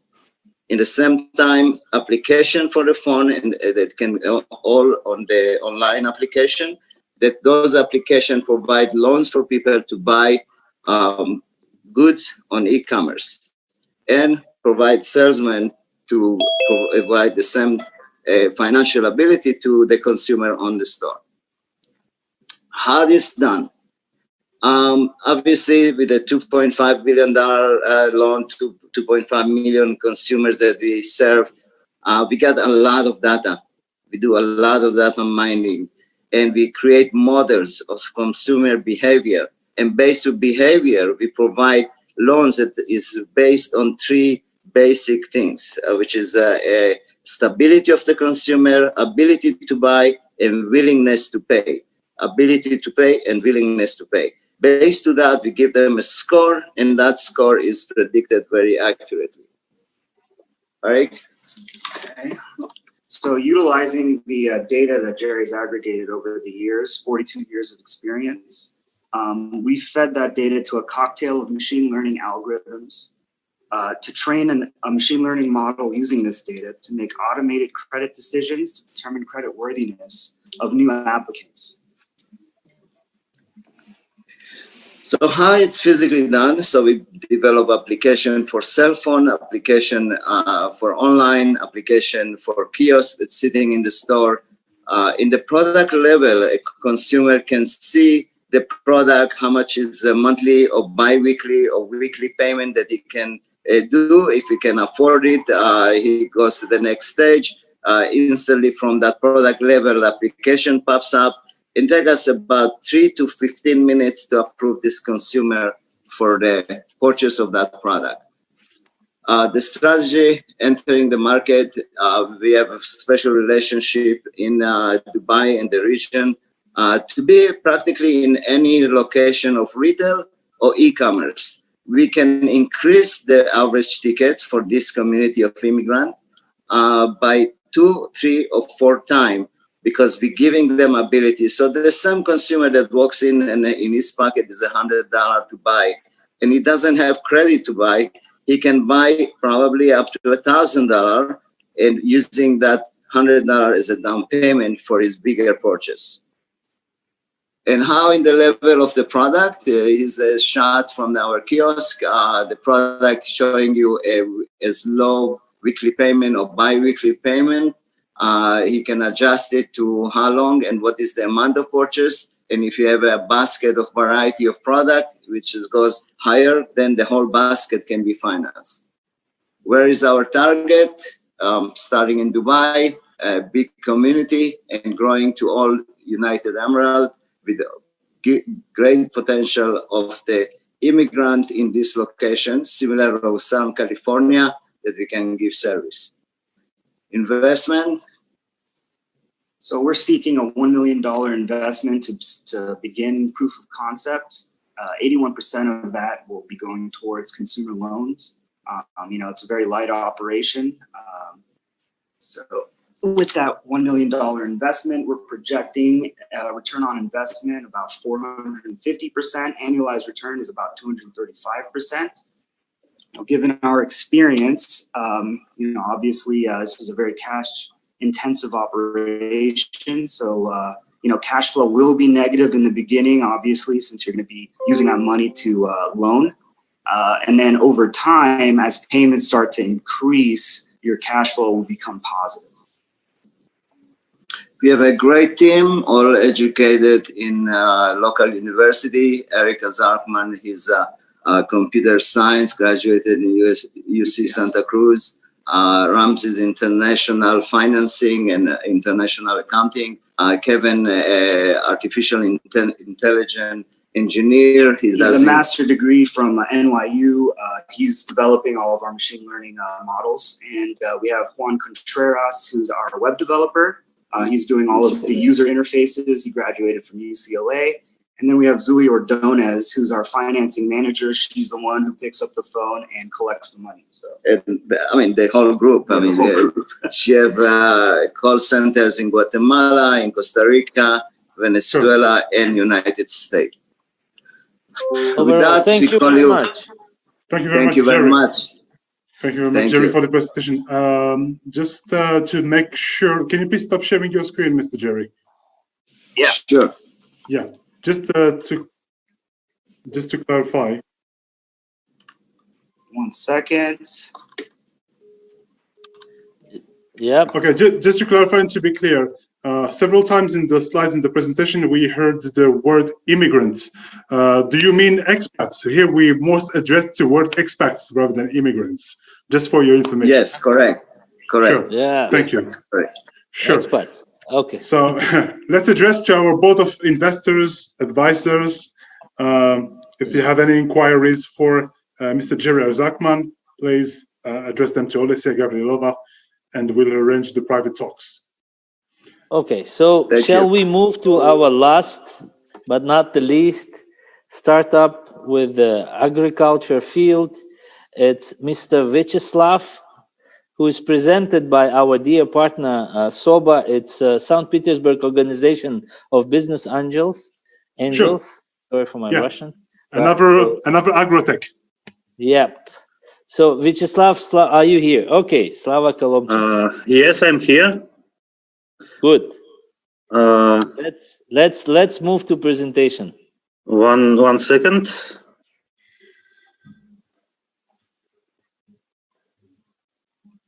Magrotech. Okay, good. Okay. Ladies and gentlemen, good evening. I am Slava Kholodchenko, founder and the CEO of Magrotech. We have created a digital resource management system for efficient crop production. We know that in real life, agronomists and farmers make a lot of decisions a week. 80% of the profit depends on this decision. Making decisions take a long time. The more decisions you make, the more mistakes you might make. Losses can be up to 20% of the farm profit. We have created a web service that helps you manage main expenses. The Magrotech system operation on 40 major crops. This system allows you to make a vast number of correct decisions. We use a synergy of data science technology and agrochemistry. This allows us to manage different resources, fertilizers, chemicals, and machinery. We have the two business models. The first model is the offline service of agriculture accounting. We do this with our employees and partners. Second model is the subscription for access to online service. There are 1.3 billion hectares of arable land in the world. 20% is large farms, our potential clients. Today, the average check of the using farm management system is about $5 per hectare per year. We will be able to get 5% of this market by 2024. Our main competitors offer only templates for storing or visualizing information. Their product failed to make complex solution and recommendation. The implementation of farm management system or ERP system takes many months, but the yield doesn't grow. Our web service calculates more data. Our company increases the crop production by 5 to 15% per hectare. We make an increase in productivity for grain, legumes, and vegetables. Our clients can gain $100 to $1,000 of additional profit per hectare. We are an effective team, experts in agrochemistry, agronomy, programming, data science, analysis. 12 people who will change the agri-tech market. We are already working with large agriculture Russian holding. We became residents of the Skolkovo Innovation Park in Moscow. Today we provide service for 5,000 hectares. We plan revenue $150,000 in 2020. Every year the company revenue grows 3 times.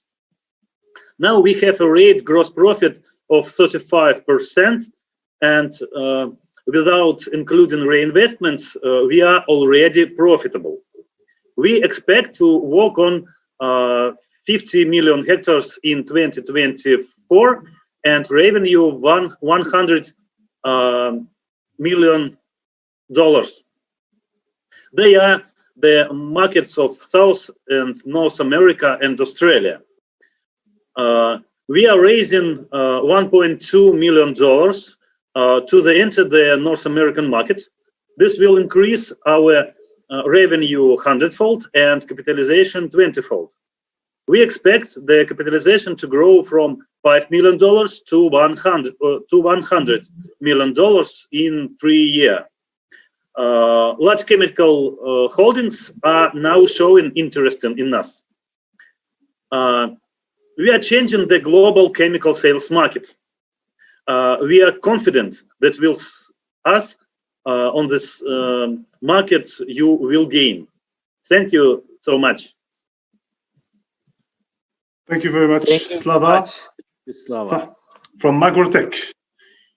Can you please stop sharing the screen?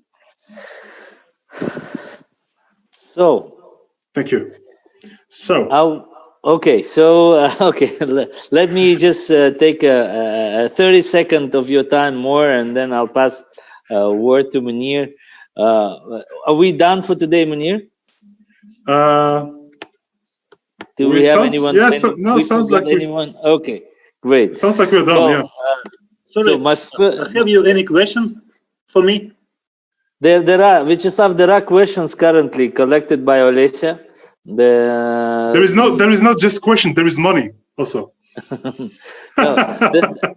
There are questions collected by Olesya, because if we start answering questions now, it will take, I think, for ages for us to finalize. But what will happen after, Olesya as the moderator will collect all the questions, and all the interested investors will have an opportunity to have a private room with you and next days, so we can discuss the opportunity to get the, okay, his mic is off anyway. Okay, good. Yeah, Slava, just one question. Are you cash flow positive?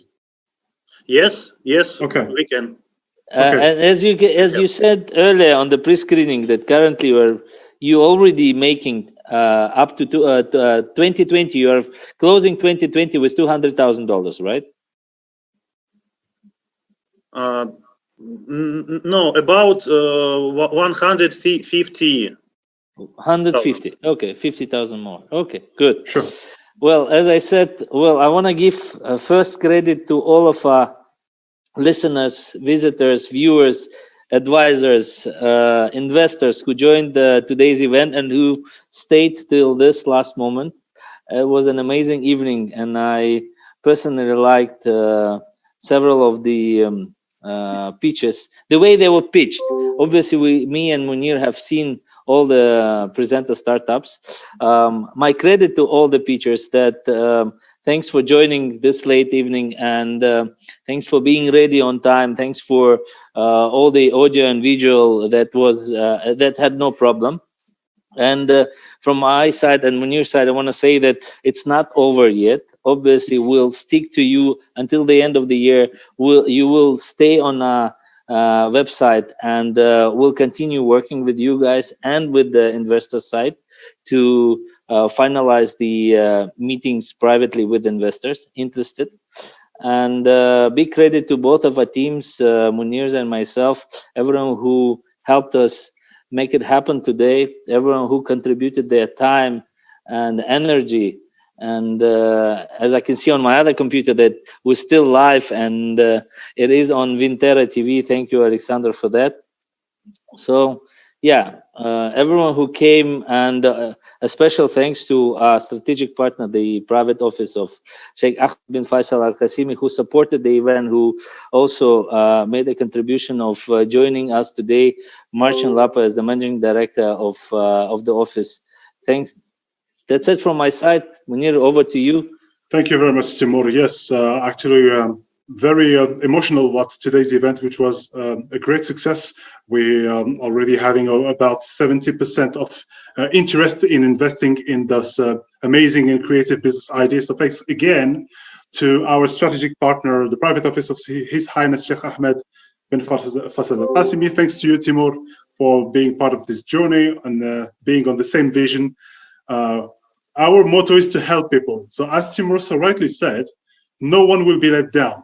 So we are committed to 1 year to do heavy follow-up with each and every startup attending our show in order to help them secure the investment and get the necessary tips to make it happen and to convert it. So we had tonight amazing and passionate entrepreneurs who really love what they do. And we really thank all our board of investors and advisors. Sir Anthony Ritosa, thank you for your patience. You made it until 10 past 11. So, and you're still wearing a smart, a smart suit. So great. Thank you very much for being still here. Thanks to Your Excellency Jacob Al-Abdullah from Washington, D.C. And to, well, the list is quite long, so we won't have time to mention everyone. But we're very, very glad and proud to have gathered together an international global platform with entrepreneurs and investors from all across the globe. So we have investors from US, from UK, from United Arab Emirates, from Saudi Arabia, and the list. And this is not over. We're going to run a second edition of Bizzmatcher online show on Saturday, 5th of August. So 8th of August. 8th of August. Sorry, thanks for correcting. Exactly 1 year after, 1 week after the Eid al-Adha. So again, we would like to thank our amazing team, Olesia Gavrilova, for being part of our moderator, our winning team, Lola, Aleona, Pigagol, Miss Pigagol, thank you for being still here. Andrei Sivkov, Yana Leonova, and Liz, sorry, please forgive me if I've forgotten some of the names. So we've enjoyed our time. It's great that we have some tangible results for our startup. Thank you very much. We would like to share with you a link.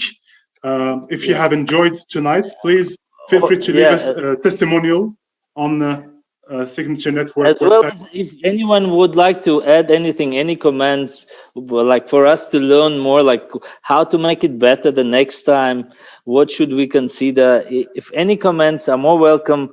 Have some beautiful friends of mine joining the platform. If Mohammed Balbaki from Brands and Trends is still here, I always value your feedback. I can see you there.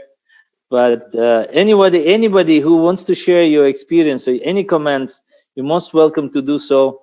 And yeah. Special thanks to Capital Club. Special thanks to Forbes Middle East for supporting our show. Special thanks to Vintera, who has been live streamed this event to their 10 million subscribers worldwide. That is quite impressive. And we will not stop here. We'll make everything possible to help more. To help our community, to help more entrepreneurs and startups from across the globe. The COVID-19 situation has actually given us an opportunity to have a global reach and make it happen. So again, thank you very much. I don't know if Sir Ritosa, you want to make a closing statement? Please unmute your microphone. Yes, thank you. I think congratulations for this evening. It's been fantastic. You've really raised the bar internationally here. And fantastic projects. I've made some notes myself. I'm here to follow up with some of them as well. So fantastic. Thank you for allowing me the opportunity to join. Thank you, Sir Ritosa. Ms. Pigagol, you want to make a statement before we close? Right. You're still on the setup. No worries. We have Andrei Sivkov and Yana Leonova. Andrei Sivkov, you want to make a statement? Yes. Yeah. Good evening. Good evening. Actually, I enjoyed a lot. I did a lot of writing, some interesting projects, and I discovered that for me it's more interesting that like some fintech. Actually, some recommendations if someone from the presenters, from the startups. It's good to have, like, I've seen only one person who shown a real example of their product. All the rest is just presentation, and sometimes it's even like I want to see. I'm keen to see some real products which exist. So because it helps to understand not only some. Don't be afraid, Andrei, to mention. We have Ahmed with the device. Yeah, yes. Ahmed, this is the device. This is the device. Don't be afraid, Andrei, to mention the name of the entrepreneur so that people get inspired. And actually, this show has been recorded, and the recording will be available from tomorrow. All right, on Signature Network channel and Signature Network website. So as Timur so rightly said, every startup who has pitched today will have their pictures on the wall, and investors will still be able to contact us to make an offer. So nothing is lost. It's been a great success, and we keep growing. So always, guys. And congratulations, because I know like that how long it takes for you, how much efforts. Because we already we've done something. We tried to do something similar with Timur earlier, like a couple of years ago, and I know that it requires so much passion and attention. Yeah, so good luck. Yeah, well done and congratulations. Yeah, thank you. It's energy draining, but the passion speaks for itself. Again, thank you, everyone. Thank you to all the audience, the fantastic audience, for being patient. We would like to give you a round of applause. It's not about us, it's about all of us together. So again, thank you, Mustafa, for joining back from Saudi Arabia. I hope you learned a lot from today's event, Mustafa. Mustafa is here live from Saudi Arabia. So we'll be in touch with each and every stakeholder right after the event, and we'll get in touch with the entrepreneurs with the results and with the investments regarding the talks. Again, thank you very much for attending Bizzmatcher Online Show Volume 1, and we wish you great success. Thank you, everyone. Thanks, Modir. Take care, guys. Take care. Thank you. Thank you so much. Thank you. Take care. Thank you.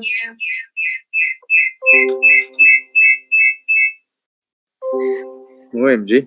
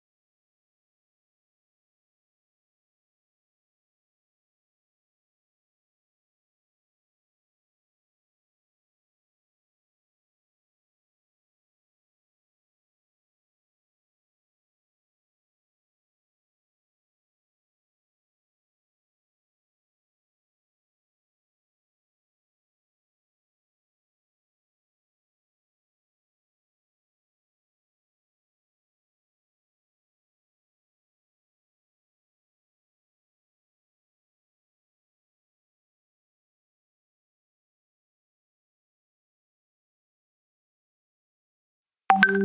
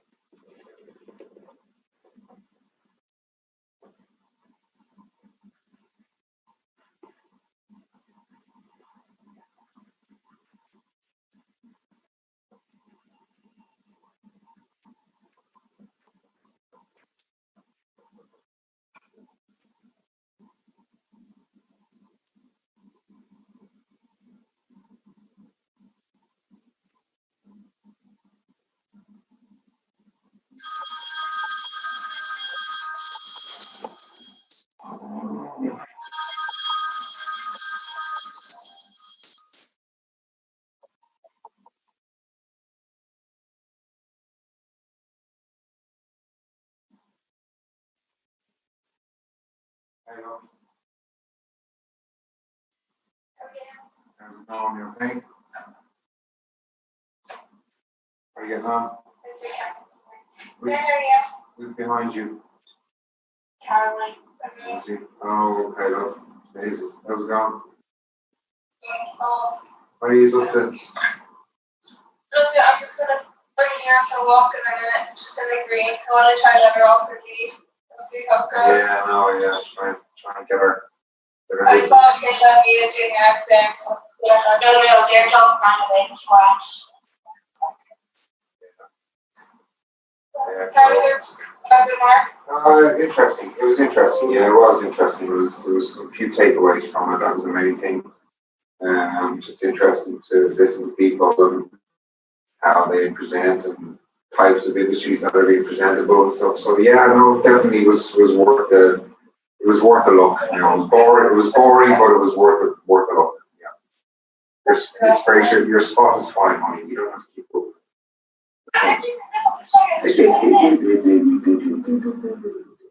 Anyway. So yeah, that's what it. So Grant, just had a snack there of Lebanese bread, garlic paste, olives, and pickles. No, because I use snack for your dinner. It's probably dinner with a bit of beef, beef cubes. Nice. Very tasty. Pickles, olives, garlic paste, Arabic bread, Lebanese bread, and beef cubes on the side. Nice. That's delicious. It was tasty, very tasty, yeah, very tasty. You excited for your new apartment, Dad? I'm excited now. Yeah, I was looking at it today. I did get excited, I have to say, because I spent more time up there. And yes, it's near your golf course, so it's kind of your dream thing. It's near it, yeah. No, it's looking right out onto it, like, you know. So it's overlooking it. It's the building right next door to one of the tee boxes. You know, it's nice to be probably in an open area space like that. So, is there shops near it or anything? there's a Carrefour just down the road. It's kind of walking distance, maybe 15-minute walk. There's parks and playgrounds and all that kind of stuff. So, you know, it has everything, and nice, you know, lovely. You know, it's a one-bed apartment with TV, living room, kitchen, balcony, overlooking the pool, corner unit at the very end of the block, so nobody behind me, where you'd be listening to boom music all night and stuff. So, it has a nice balcony. You can sit out there in the evening time and, you know, chill, and it's fine. Yeah, how's everything going? It's better than your current place. Yeah, I need to find, you know, there'll be days will come when we don't have to look at this view anymore behind me when it comes to zooming, and, you know, I'll have your bathroom. my bathroom door, yeah. You know, I just have my phone parked against a kitchen roll holder here behind it, you know. So, you know, then let me give it out before. You're always eating standing up. I'm going, well, I fucking do everything here anyway. I'm eating, I'm talking to me, I'm doing whatever I have to do. It's better eating standing up anyways. I don't know. We'll wait and see. No, wait and see. So, Are you working tomorrow or something? yeah, back to work tomorrow. Yeah, so we'll work this week, and then we'll make a plan again for the following Sunday. We'll see. We'll get some ideas during the week of what sort of value we can get for an old holiday for a week, and we come back then to my place then for a few nights, and then maybe 3 nights, and we move to a new building then. You know, so you'd be part of another move. Huh?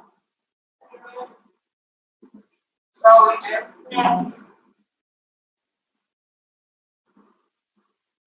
Part of one more move, lads. We should be a shit on that. Yeah, Well, then, there's gonna be many more. Yeah. unless I which is in a hotel for like 12, 14 days or something, then you wouldn't have to come back here at all, which would be better, wouldn't it? Yeah, yes. So do you think you'd be better off staying here for a little bit longer, 4 or 5 days in this place? So come Thursday night, Friday night, Saturday, Sunday, maybe Monday, Tuesday, and do whole week in a hotel and go from the hotel straight to my new place, rather than come back here. But then we should move everything when we go back to your place. You don't have to move anything. Just well, that's what I'm saying is that. The furniture first. No, your bags. No, you'd be bringing all your bags with you.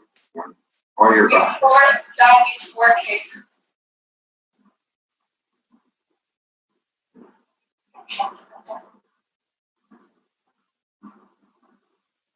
Okay.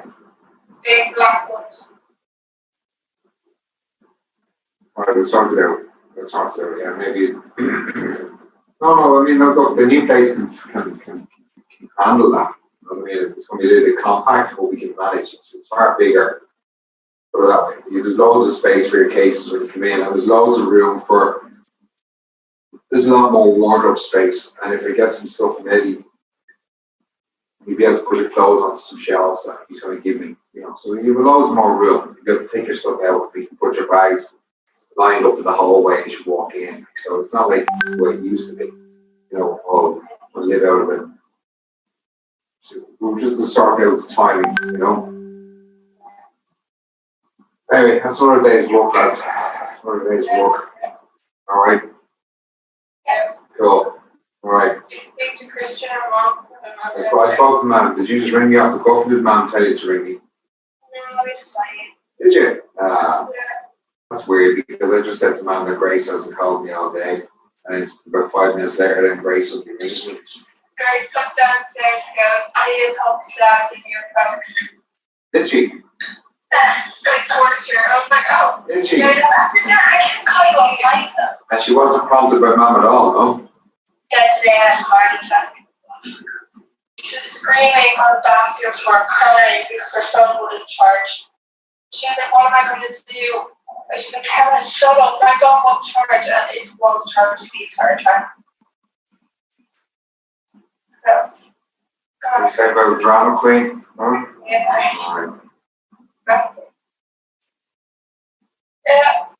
All right, babies. I'll go. Give me something to be sent there for tomorrow. And, And then 42 right yeah, that's it. I'll catch up with you tomorrow evening. And, all right? No, baby. Love you. Bye-bye. Bye-bye.